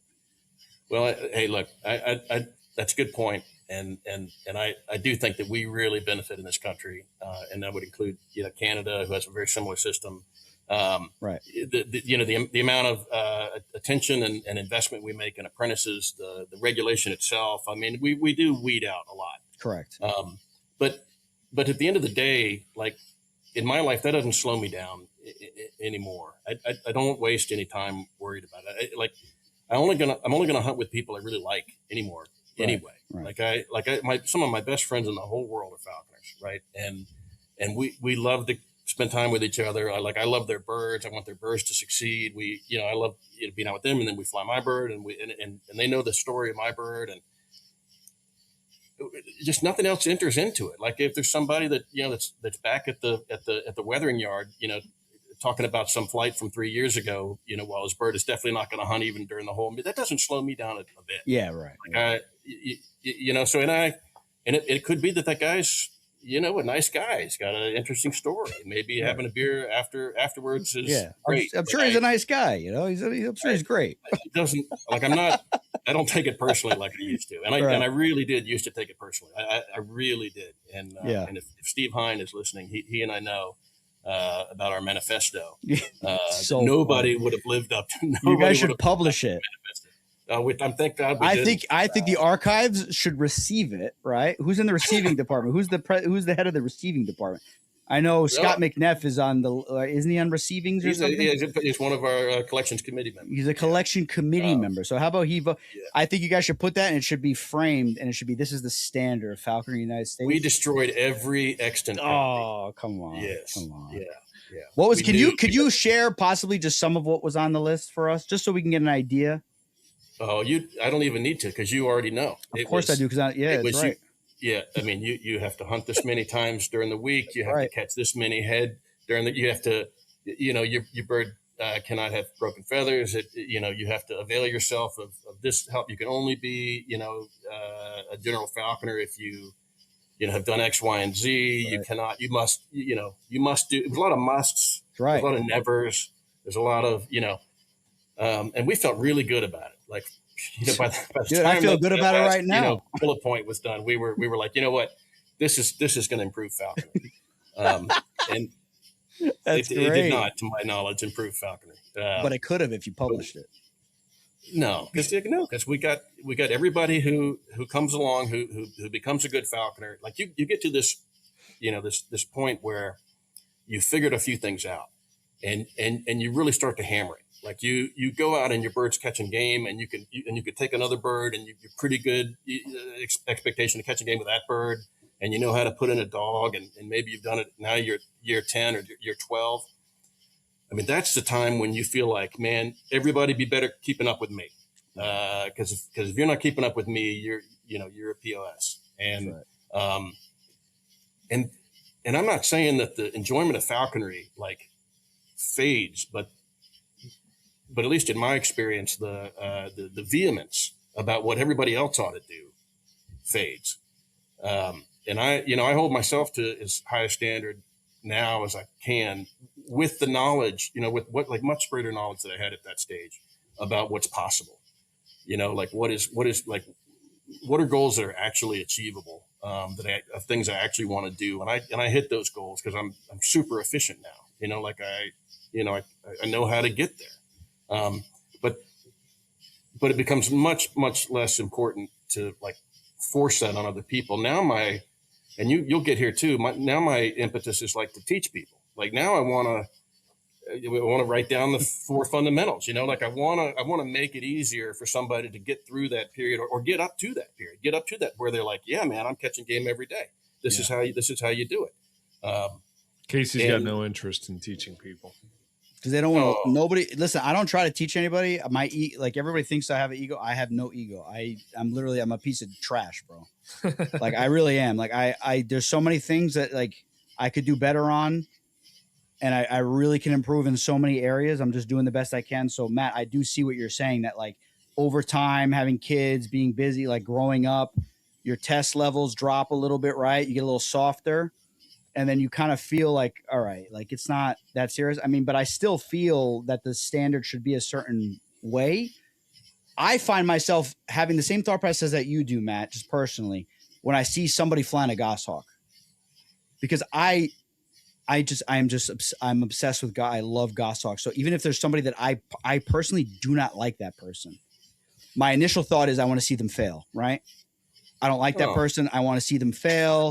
It's just, no, because you're laughing, but this is what that's pretty hard. No, but Matt, you're laughing, but this is what 95% of falconers on social media. This is what they feel towards people they don't like or they don't know. They want to see them fail. They want to see their crash. Sad. They want to see them crash and burn. This is how a lot of falconers feel. And when I see somebody that I don't like with a goshawk, and if there's some way I can help them, or they're at a meet, I really don't feel like flying with them, but they have a goshawk. If they have a goshawk, like, all right, let's go. Yeah, I'll run my dog. I'll pop him in the hole. I want to help you. Right. You know what I mean? Like I want to see you. You love this, and you know what it looks like to do it right.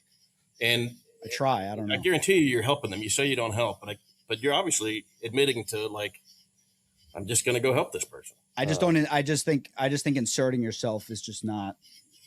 I just think unless they ask, it's not like appropriate. Well, you can definitely talk too much, and there's people who shouldn't be teaching probably. And I think there's people that are like super knowledgeable, and then they insert themselves, and then now the person doesn't want to hear what they said because they inserted themselves. But I know just by looking at the comments on social, like I'm like, that guy actually really knows what he's talking about. Like you should maybe just, the way he did it, maybe I understand, but what he's saying to you is 100% correct, and you should really listen to what he's saying. It's just there's a lot of egos in falconry, and I've been there's a lot. It's never changed, and it will never change. Yeah. But it takes a lot of ego to do it. Like it's so hard. You know what I mean? Like you really do have to, like, you got to be your own cheerleader. You got to think you're king of the hill at some point, because it's really, there isn't a cheerleading squad out there with you. I mean, I know I've been in the field 1,000 times when, I didn't even know I was going to make it back to the car, but you're like, one more slip, one more flight, one more, because you love it. Yeah.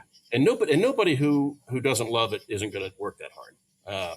So and then you're proud of that. There's nothing wrong with being proud of that. That I think that's required. But when you become, a dick, when you're exclusive for the sake of being exclusive, I think it's too much.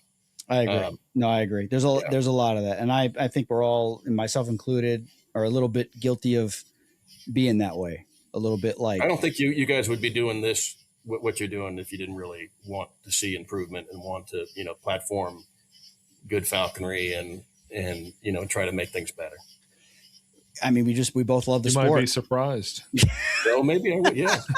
No, we just both love the sport, and we got big mouths. I know. Yeah.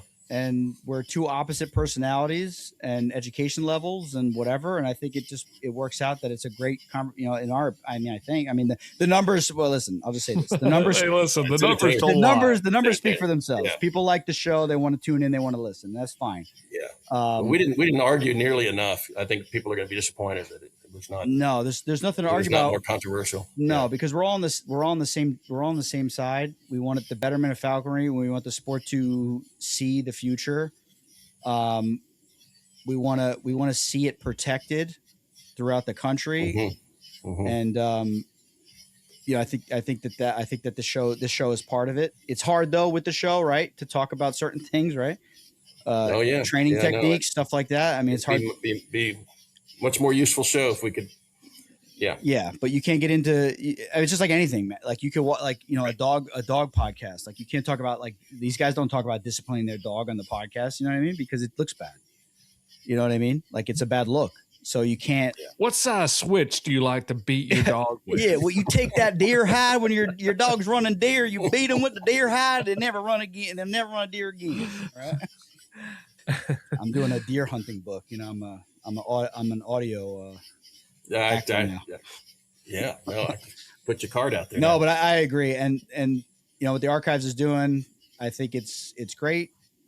Is there anything else about it that we should dive into? I know you guys got a lot going on over there, like a lot. There's a lot going on. There's a lot going on. It's something every falconer should see. I think once you see it, you'll want to be involved in it. And I'll tell you, just so I came out to the archives the first time, I think in like '98, and it was a very different place then. It had already been going on for quite a bit. Already had quite a collection, but it didn't have much of a reach, and now it's a real destination. So what subsequent executive directors and what John Goodell has done has really made it a destination place. Like it's beautiful on the inside. It's everything you would hope to see in like a falconry mecca, location. The first time I went, seeing it renovated like it is and really brought up to speed, I had this thought, and this is also, and I'll speak about this in a second. The wall of remembrance. So this is a component of the archives where it's the place where you revere the falconers that have passed, your sponsors, their friends, your friends. It's I started when I was 13 too, Casey, and I had to, my dad. Like my dad's still alive, and I think he gets it now after these many years. But he was kind of worried, like you're going to do this for the rest of your life. Like this is what are you going to really do? Like what's your real? And if I had been able to show him this, that like, hey, look, this is a place where adults spend the rest of their life, pursuing something that they love, and this is how they honor their mentors, and these are the books that are hundreds of years old. This is the sport that's thousands of years old. This is the wisdom and the history and the beauty and the art all in one place. And there isn't anybody's dad who wouldn't understand that immediately. Like, oh, he's starting something that he's a small part of something really big. Yeah. And this is the place that you think should exist somewhere in the world. Like you think about, it should be in Saudi Arabia, or it should be in Russia, or it should be in Great Britain or something. It's in Boise, Idaho, in a beautiful little hilltop setting, the largest collection of falconry books, rarest books in the world, like in the world. It's got tens of thousands of documents, photographs, letters. That the entire story of falconry is in one place, built to preserve, that history, those records, organized by actual archivists who are trained in that discipline. You want this thing to exist, yeah. And once you see it, you'll support it. You'll realize that, hey, look, my story is here too, and my story is there. I mean, my books are on the shelf there. I mean, people I know are on the wall of remembrance. I mean, people who taught me, are recorded forever there. And it'll always far away. There's airplanes. It is a little far away. You can get there. It is it's a big country, and you can't move it around. Like one thing we've talked about that I think would be great if we had the money to do it would be like have a traveling, exhibition. Yeah, at the NAFA meet or something. You could bring it to the NAFA meet. You could bring it regionally. Just some of the great stuff that you'd love to see. And so all of that is sort of potentially in the future. But right now, the big event is the spring rendezvous, and it'll be at the end of April this year. I've been to the last three, and it's a really unique falconry event. So you're accustomed to going to field meets, right? And you're accustomed to going to picnics. And this is neither of those things. Okay. So nobody has a bird there, but it's everybody you know. And they put on, speaking events, just the most interesting thing that you could think, that you're sitting with people that you know, people that you revere, people that you've seen on YouTube. In the evenings, you all go out to dinner together. it's both intimate and totally unique.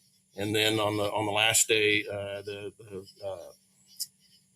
the memorial ceremony, where new class of inductees are put on the wall of remembrance, people get up and talk. It's incredibly moving. Wives, children, friends, apprentices, tell the story of this guy. And sometimes, like, that's the only time their story will ever be told, right? Like, this is a guy who had his job and had his little family and lived out somewhere, and everything he amounted to, this was the one thing that he really wanted to do. And there's one guy who knew it, and that guy comes and tells his story. Yeah. On a beautiful hilltop overlooking the Boise Valley with hawks flying overhead. I mean, it's moving. And I would recommend it to everybody at least once. But once you go once, you're going to figure out a way to go back again. It's right there on the same campus as the Peregrine Fund.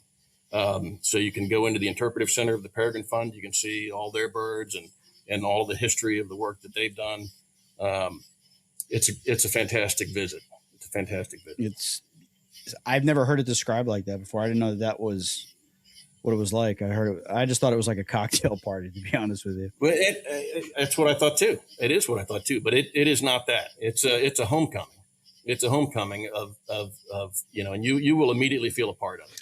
Do you think, Matt, and listen, Aaron's going to laugh, make a joke about me, in my personal life, right? but I think with what I'm about to say, I think that this is actually very pertinent. This small grant program, I think really for the betterment of falconry, should be utilized to send the wives of falconers or the husbands of falconers to the archives for the spring rendezvous to experience, because the way you're describing it sounds like if my wife was there and she could hear this and see this and all these people, she'd be like, I kind of get it now. I get it. That's exactly what she would say. And I would want everybody, this guy thinks it's a big joke. He thinks it's a comedy show or something. This guy's laughing over here. I'm with you, Casey. Right? Do you think that I think like what you're describing? I'm like, if my wife, I'm just thinking like if my wife could be there, like go get her, dude. She's probably like cooking like empanadas or something, bro. Well, last year the theme was apprenticeship, and the speaking engagement that we designed was pairing mentors with apprentices, and we had six pairs of mentors and apprentices, all the way from from basically the first falconry that we still have people who can describe it to us, to today's apprentice. And we had a father and daughter pairing, and it was just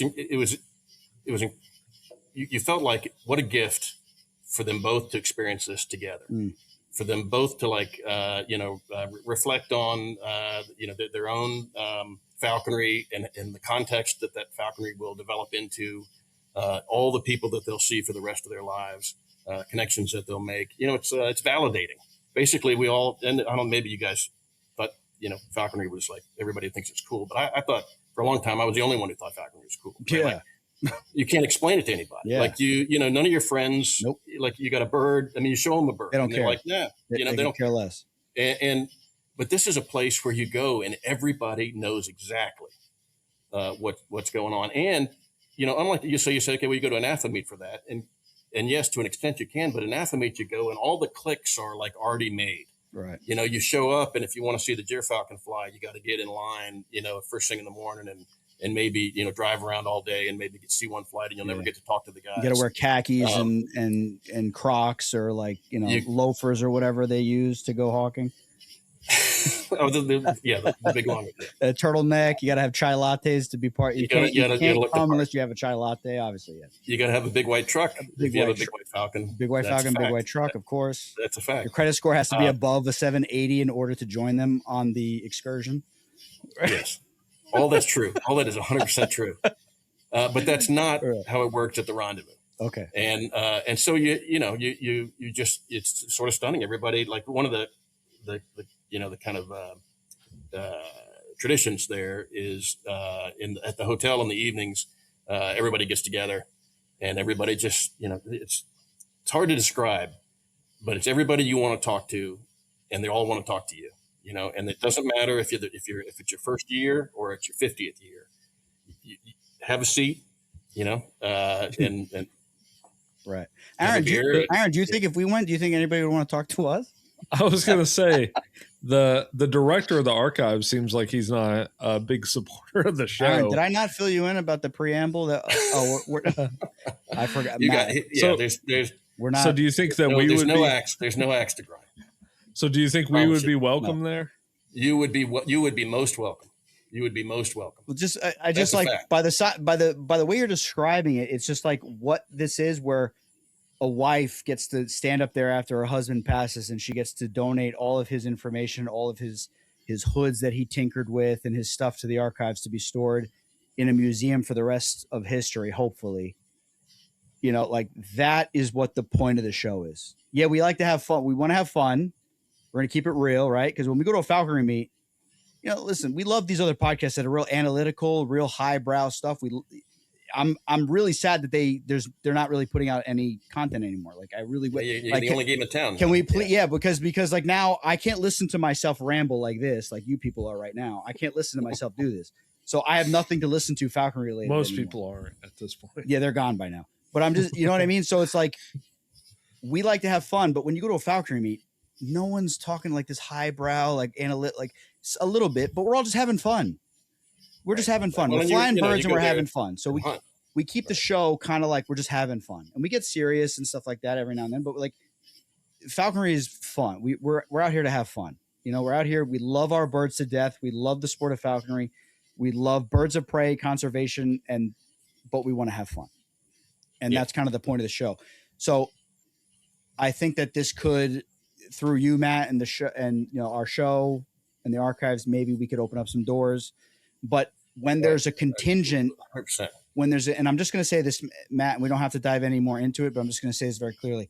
When there's a contingent of people that are against us for whatever reason, or what we said, or maybe a joke that was off color. It's because you're MAGA. I'm not, obviously. The guy wants to bulldoze public lands and sell it off to China. So yeah, I'm not okay with that. So we're all on the same page, but I think if there was less, aggression towards our show, and like a little bit more like, let's get this voice out. Let's get people's stories out. Let's get it documented. Let's move this thing forward. Let's come up with ideas that are creative. Let's not be obsessed with controlling the narrative. You know what I mean? Like, I think that we could really, we could drive the sport further, not just with us, but I'm just saying in general, like I mentioned, like there's hundreds of millions of views that are going on falconers pages throughout the country that like it's not being leveraged. Let's leverage it. Right. Let's do it. Well, I welcome that. Welcome that 100%. And we'll do everything that we can do to help you do that. Yeah. And so Matt, what is your role at the archives? So I'm communications director. And what that means is I put out the newsletter, and I help write some of the stuff that goes on the website, and I help organize the spring rendezvous. I mean, I've been in nonprofit communications. That's been my career up to this point. So I know about putting on conferences, and I know about writing emails and press releases and that sort of thing. And so I'm, super happy to be able to do that. This is something I would, like if I was retired, I'd like to volunteer to do this. I mean, this is definitely worth, it's right in my sweet spot of things that I like to do. It's, it's nonprofit communications, and it's about falconry.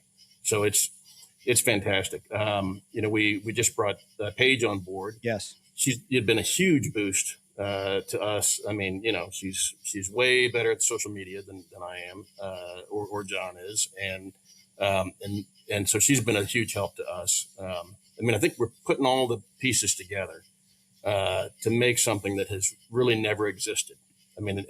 Could not exist until now. Until you have the place and the people and the things to make this what it is. And it's just hard to convince people how unique it is. Yeah.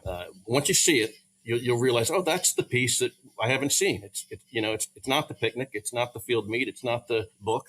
It's not it's not all the other components of falconry that I'm already familiar with. It is this thing, and it's totally essential. Like, it is the institutional memory of falconry. It's where it all goes. It's how we know, what NAFA did.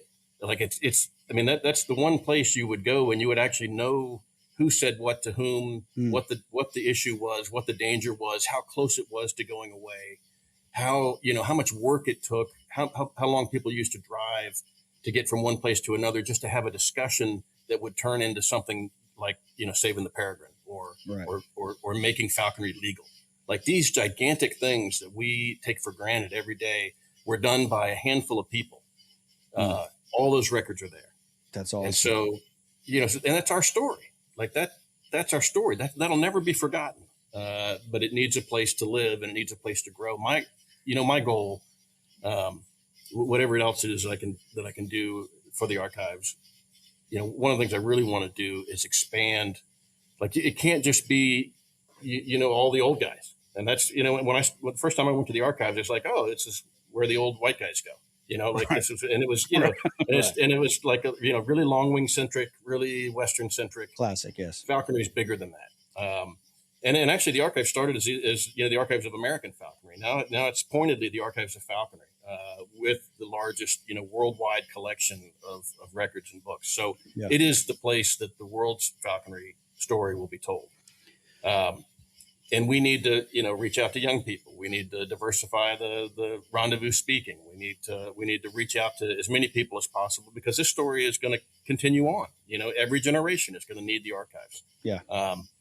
And it started where it started because those were the people that were around and that's what they had. And now we've got more. To your point, we could reach more people now, a wider audience, different kinds of people. I'm all for that. Like everybody who is a falconer, who loves falconry, who wants to be a falconer has a place at the archives. Love it. Absolutely love it. Now, obviously, I'm chronically online, right? Guilty. Yeah. Can we do like a series on YouTube or on Instagram of like a tour through the facility? And yeah. There's actually, if you go to falconry.org, there's a little video of the reconstruction of the interior, so the renovation. What'd you say? What is it? Falconry.org. Falconry.org. Yeah, They have some really high-end videos on the website. I didn't get a chance to ask this earlier. This is going to be rapid fire round questions here. Let's do it. Is there anything that you would have put in the 4 falconry fundamentals in retrospect that you did not? Going back to books. Oh no, I don't think so. I think you're not going to do the book, the 5th fundamental? No, we joked about that. I think there is something else I want to write, and it's about what Harry wrote in his books. He talked about the bond, right? And he this is the relationship that you have with the bird, and he spoke of it as a pretty practical consideration. It's like, oh, the bond has to grow. You have to do X, Y, and Z. The bird has to understand what's going on. It's a little bit like recall. What I was trying to explain is recall, but it's more than that. It's why does a bird come back? Like above and beyond food, all of that. So, just for me, for my own falconry, there's a lot I want to write it, but that's not the 5th fundamental. I think the fundamentals are, that's my falconry. Like that's the other thing. It's like my falconry is not complicated. It's not. If I can't, get the bird's weight right and go catch something with it, I'm not really interested in doing it. And that's really what the fundamentals, it's like, I feel like at 43 years or whatever, I feel like I got a pretty good grasp of the basics, right? Like the basics, not, this is not a master class. This is the basics. And I'm pretty proud of that. Like I figured some basic thing out. And so I think that's fine. There's some things I would do to the Kestrel book. I think, if we put out another one, I think most of that holds up because it's still pretty, there's just not that much you can do with one, and they do what they do pretty well. And it's not that a lot of apprentices do great with Kestrels. A lot of first timers catch a lot of starlings. So it's like, it's not rocket science either, but I would, there's a lot better equipment now than there was when I wrote the book. And so I would put in some specific, I would talk about Mountain State Falconry supply, and we talk about the right kind of jesses, things that are practical that just didn't exist when I did it. But the training is the same. You just pointed at the bird. You make sure it's hungry, and give it an opportunity to get a close slip, and you're halfway there. So yeah, to answer your question, I don't know. Should there be a fifth? What would be the fifth fundamental if there I don't was know. one? You tell me. You're the Well, I you're did the cheat, author. because I put like a half a fundamental between each of the fundamentals. So if you look at the little graphic, you can kind of see that I did squeeze some extra things in there. So it turned out being more complicated than four things, but it's still four basic, things. Do you have enough game? Is your husbandry, acceptable? Is the bird trained, and do you know how to hunt? Those are the four things that will put game in the bag every single day if you can get those four things right. So, for better or worse, I'm satisfied with that. Okay. And you kind of answered one of my questions about what are you planning on writing next? Yeah, well, I it might have to wait until I retire and do nothing but hunt and read and write. But yeah, this idea, and I think I know what it means, and I'd be like interested to hear what y'all think as like successful falconers. Is there such a thing as the bond that you have with the bird, or is it all just mechanical? What does that mean? How does it develop? Like, what can you count on it to do? I'll give you an example. At the last NAFA meet last year, I had my kestrel and the merlin. I was flying the kestrel in the afternoon. She took off. She grabbed a starling. She tumbled with it, lost it, chased it over a building, and chased it over the next. I mean, just like which almost never happens if you're familiar. Like it, Yeah. they don't disappear. Yeah. Right. I had somebody with me, and I was like, oh, well, she's probably just sitting on a building somewhere. And I got out of the car, and I was already a little bit worried. Started calling, swinging the lure, no bird, and not only no bird, but no sounds of bird, like no birds were screaming, no, like the birds were doing their regular, chirping next to you, which is a terrible sign. And so just at the point, it was, it felt like a million years, but it was probably 6 minutes or 7 minutes. Kestrel flies up about 150 feet up over two apartment complexes, right overhead, drops straight down and lands on the car. Why? Like she had never been there. She had no idea where she was. She was at least a quarter mile away because there's no other way. I drove around the whole the whole complex. There was no other way for her to be anywhere except a quarter mile away downwind. And she came back. This is a passage bird. We've been together a long time. She came back for more slips. She came back because I'm the guy. I don't know. But when she came back, I was not surprised. I was like, oh, okay, now we can pick up. And then we kept hunting. But some version of that happens with every bird. Maybe it takes a few weeks, maybe it takes mid-season, maybe it takes 2 seasons, but you start thinking like, I know where it is, even though I'm not looking at her. I know how she would look at this situation that I'm about to, like, she knows I'm walking this way. She's going to come up this way. There's a connection there that is not trainable. You can't force it. And then when they catch it, you know exactly how they're going to, they only treat you that way on the kill. Like somebody else were to come in, it'd be a totally different scenario. But she knows what you're going to do. You know what she's going to do. There's something there, and Harry talked about it in practical terms. Like that's the bond, and certain hairs, certain species are real complex, and the bond takes longer. Some, the bond is, you can juice it with, having lots of game and giving lots of reps, and he took it for granted, but I don't know that he knew what it was either. And so one of the things I want to do is like just have like structured conversations with experienced falconers that I know. And I said, hey, do you have a bond with your bird? Do you even think about it that way? Well, if you did, what does it mean? What are your expectations? And how would you, describe it, or how would you create it? And I think, out of those conversations would be some really, really interesting stuff. Especially considering some of the falconers that I have, met over the years that really do different falconry than I do. Where we really don't have much in common, except that maybe we have some sort of relationship with the bird. That's a hunting bird that you have expectations of. There's no way you could train it to do what it does. Like it's partnership. That bird has to understand what you're out there to do. What does that mean? Yeah. anyway, No, it's clearly, it's a beautiful. it'd be a hard thing to write about, but that's what I'm interested in now. No, I think it's a fascinating subject to dive into. I think there's a lot of angles you could take it. I think for me personally, Aaron, you could give your take. I'll give mine. I just think that line of thinking, I'm aware of it, right? A lot of falconers are aware of it. Your bird does something and you feel that.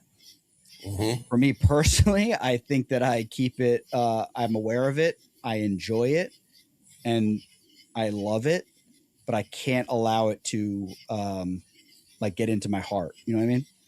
You don't want to get woo woo about it. Yeah, you can't. No. You can't, because when she hits a window, or you watch her getting plucked on a branch by a Cooper's hawk, it's going to traumatize your life.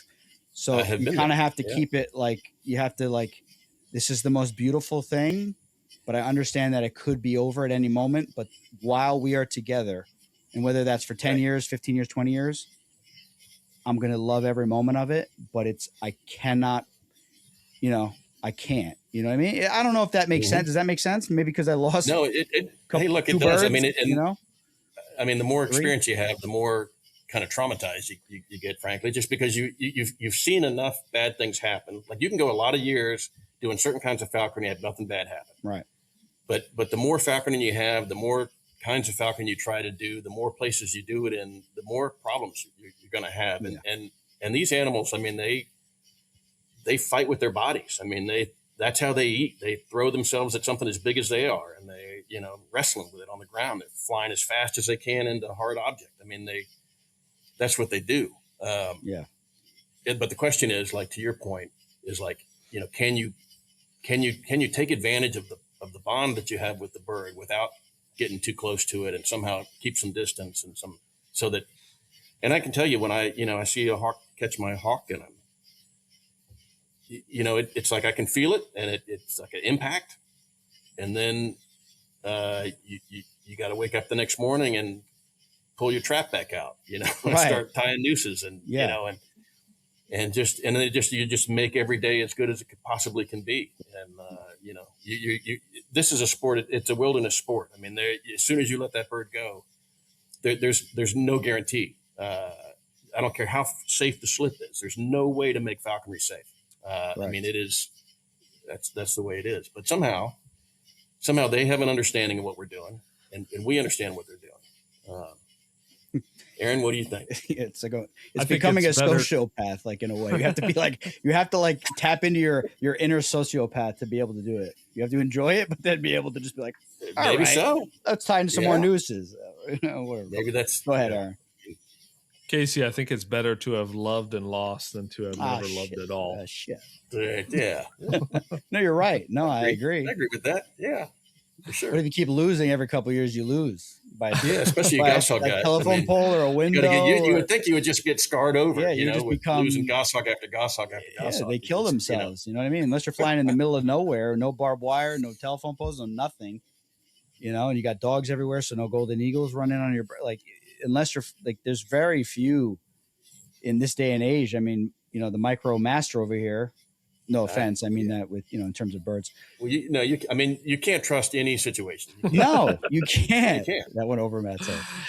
Yeah, I was thinking about I was thinking about a micro joke, the whole thing to throw at Aaron, but I was like, there isn't a micro joke I haven't heard. Yeah. I've never flown a micro hawk, but I have some experience with micro. Aaron wants you to write a book called Managing Your Micro.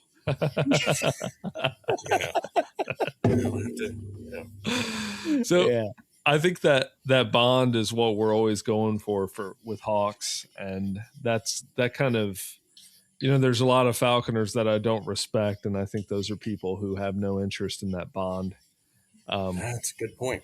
That's a good point. 100%. That's germane. That is to the point. I mean, if you whatever it when it isn't there. And I have seen falconers who clearly do not have any connection with their bird. Yes. Their bird does not like them. They do not like their bird. And I'm and the bird looks like trash almost always. It's covered in mutes from the box, and they just don't give a shit. Why are you even doing this? But then the opposite is true. Connection. But the opposite is true. Somebody who has too much of a bond with their bird, and then it dies, and then it's they're giving up the sport now. I'm done. I'm done. Or they call me. Yeah. They call me. True story.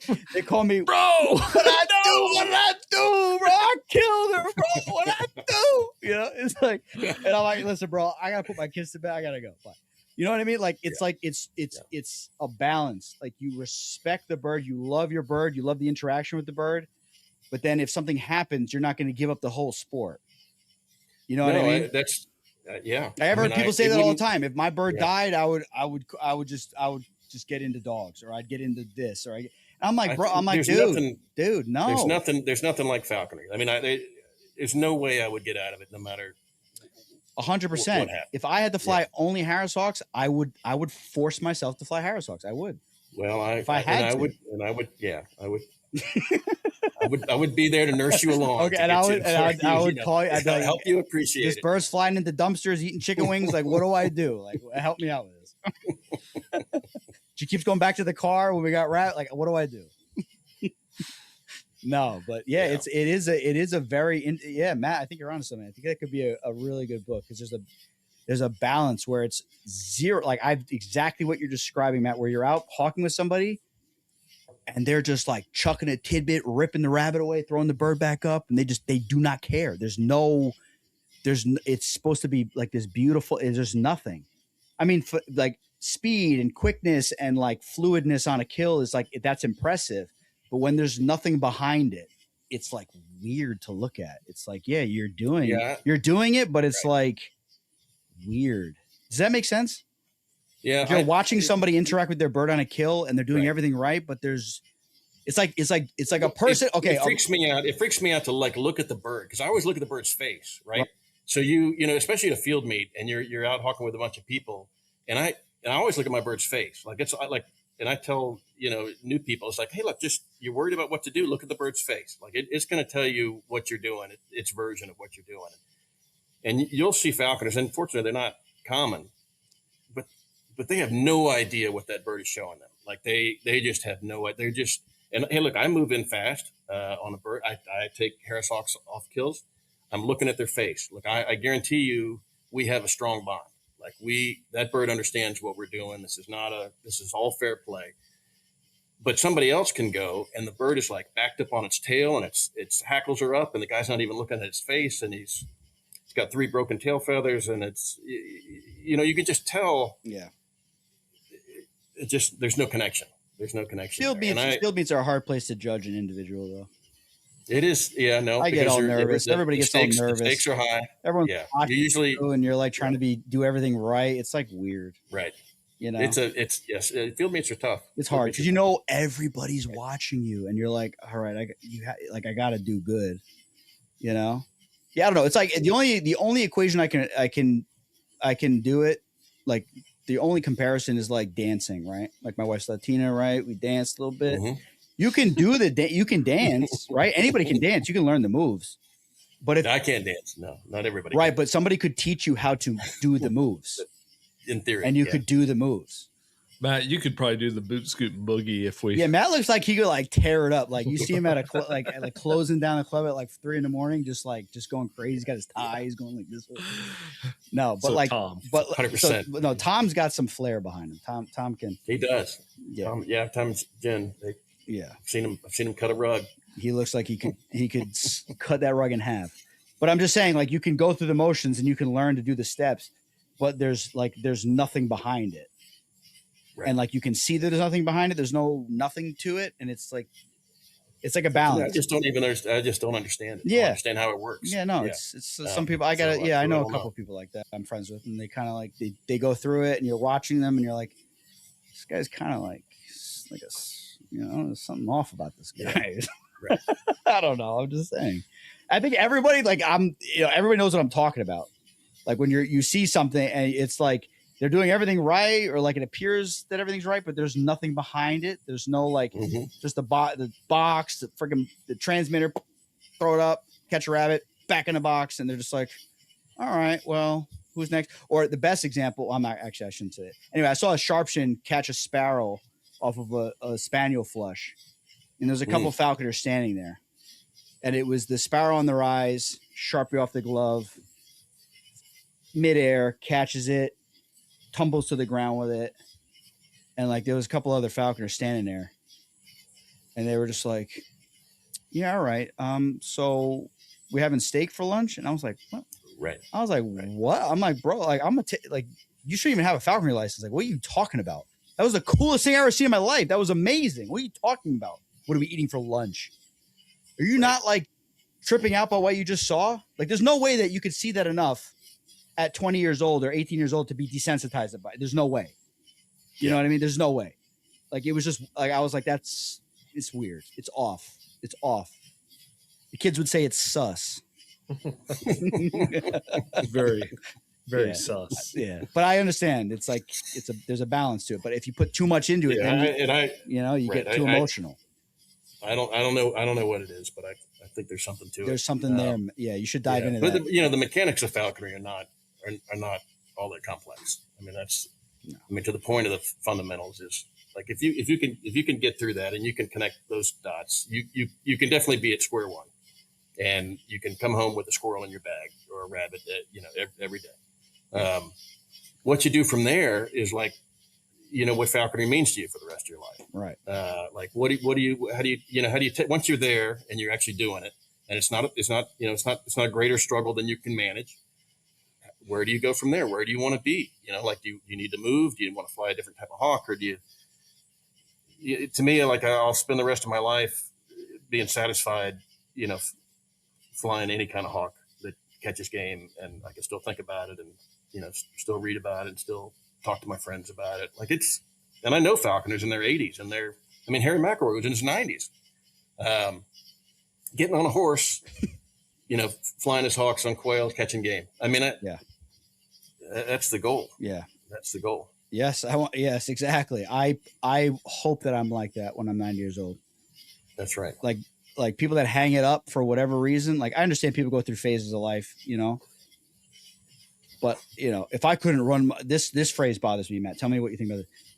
If I couldn't run my dogs, I'd quit falconry tomorrow. Oh, is that the case with you? No, that's a extremely popular saying, Matt. Oh, extremely. No. Popular. I love dogs. I've had dogs most of my falconry. Dude, if I couldn't run my dogs, but I don't have dogs now, and I still love falconry. I went through a phase where all my dogs were retired. I was getting married, moving into a small place. I couldn't have a dog in the small place. I went out and hawked anyway. Like, I'm not going to not hawk.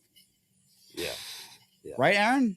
Did you say that to me? Absolutely. Am I embarrassing you right now? Oh. No, I never said that. No, I don't think you ever said that, but I've heard many, many people say that if I couldn't run my dog, I would quit falconry tomorrow. And I'm like, I definitely want to run dogs. I love dogs and falconry, but yeah. Or if I had to choose, right? Well, Aaron, this is another one, right? This is actually a tough one. If you could only choose for the rest of your life to either fly birds or run dogs, I'd fly birds. If you say I'm only going to run my dogs, bro, give me your license, bro. Give me your falconry license. Fly birds. I'd fly birds. I'd fly whatever bird I can get my hands on. If that was the answer. Now here's the next one. I started when you started, Casey, at 13. Yeah, but like 20 years before me, though. My kids are grown now. My kids are 26 years old. Yeah. I went to college. I went to high school. I had a career. There's been no time in my life when I haven't done. I hit every season, like every day of every season that I could fly hawks. I have flown hawks, and you just adapt. I mean, when the children were born, the hawks couldn't be in the house, so I switched to Harris hawks that you could keep outside. It was like the smallest bird that could live outside and catch small birds is a male Harris hawk. So for 20 years, while we had kids in the house, that's what I flew. Just never been. I went to military school for a while. I kept a red tail in my closet in a black painted box because it was that would pass inspection. Yeah. I can't imagine not doing it, even though, the kind of falconry I do now is, it's not great falconry, but it has all the components. Like, right. It goes around the whole cock face. It's husbandry and prey base and recall and slip management. They're making it work. And it catch something every day and I'm fine. So I don't, I can't imagine not do it, but I do, aspire to better falconry, but it's always going to be constrained to what I can do wherever I'm at. Like there's just not. That's the one thing that you'll learn is that like there are a lot of cool birds in the world, but most of those birds don't work where you live. Like you don't have game. You don't have enough game for most of those birds that you might want to fly. Right. And Right. And for a little while, for the first few years, it's enough just to have them, and it's enough to see them. A few flights that you hadn't seen before, or maybe even one great catch, at the field meet of their first year or whatever. But it's not a career. You can't replicate it. And so, like I had a hybrid falcon for a little while. I had like all kind of odds and ends, but there's only a couple of things that'll work in any given place. In any given place, you got 2 or 3 types of falconry that you could catch game with every day. And so to me, my answer to that is like, do what I can do here and then travel a lot. And then eventually move, when my life changes again. So, That's it. But giving up is not an option. I would like to get another dog and, start. I feel like if I could like have a renaissance of my own falconry, even though I've had times in my life where falconry was I did as much falconry as you could possibly do.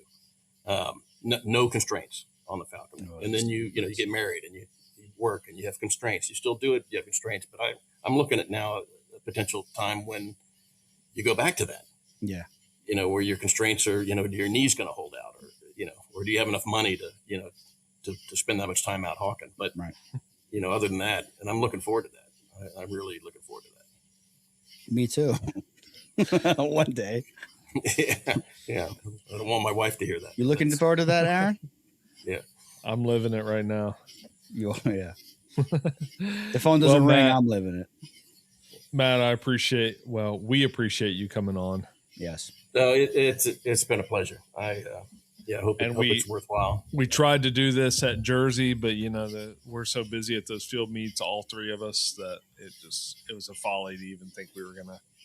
Yeah, no, it's understandable. Yeah, there's really nothing that can be done but hawking there. But look, I sincerely want you to be engaged with the archives. Want you to be engaged with, if we can figure out ways to support the falconry community by hooking everybody up together, through the media, whatever it is that you think that we should do, I'm on board for all of that. Just, so let's just keep talking about it. The archives is bigger than any one person. That's right. It is. And I want you to think of, I'll force John to get it. Have you come up and do it there at the archives. Cool. I mean, you guys would be blown away. You guys would be blown away. You'd be like, you mean this thing exists? Yeah. We would love to see. You think you've seen the pinnacle until you go and see where everything else is, it was like come together. It's amazing. So let's do that. We almost went last year because we had Helen on right before the rendezvous, and she was going to be there, and she's like, "Oh, I'm going right there. Are you guys going to be there?" It was a fun one, and we were like trying to figure out how to go, and we were both like caught up with stuff, and we just couldn't swing it. But I think next year, I think this year is going to be the first year I go to an AFA meet. Aaron already got his room. Awesome. Yeah. So I'm gonna go. I told my wife. I said, you could do your little thing where you get all mad. And I said, I'm getting in the car and I'm leaving. I said, I'm leaving. You can come with me or not. Kids are getting in the car. We're going. You can either follow us in the other car or you can get in the car and come with me. We're going to the NAFA meet this year. It's never going to be closer. It's in Iowa. Everybody should be there. This is like a handout to the East Coast guys. 16 hours roughly, depending on where you are. 17 hours. It's never going to be closer. I'm going. Oh, but there's no jacks. I don't care. I'm going. You guys will have a blast. Yeah, it's going to be fun. It's exciting. Yeah, we're going to have a good time. All right. All right. So, Thanks, Matt. Okay. Thanks again, Matt. Thanks. I appreciate you both. Thank you much.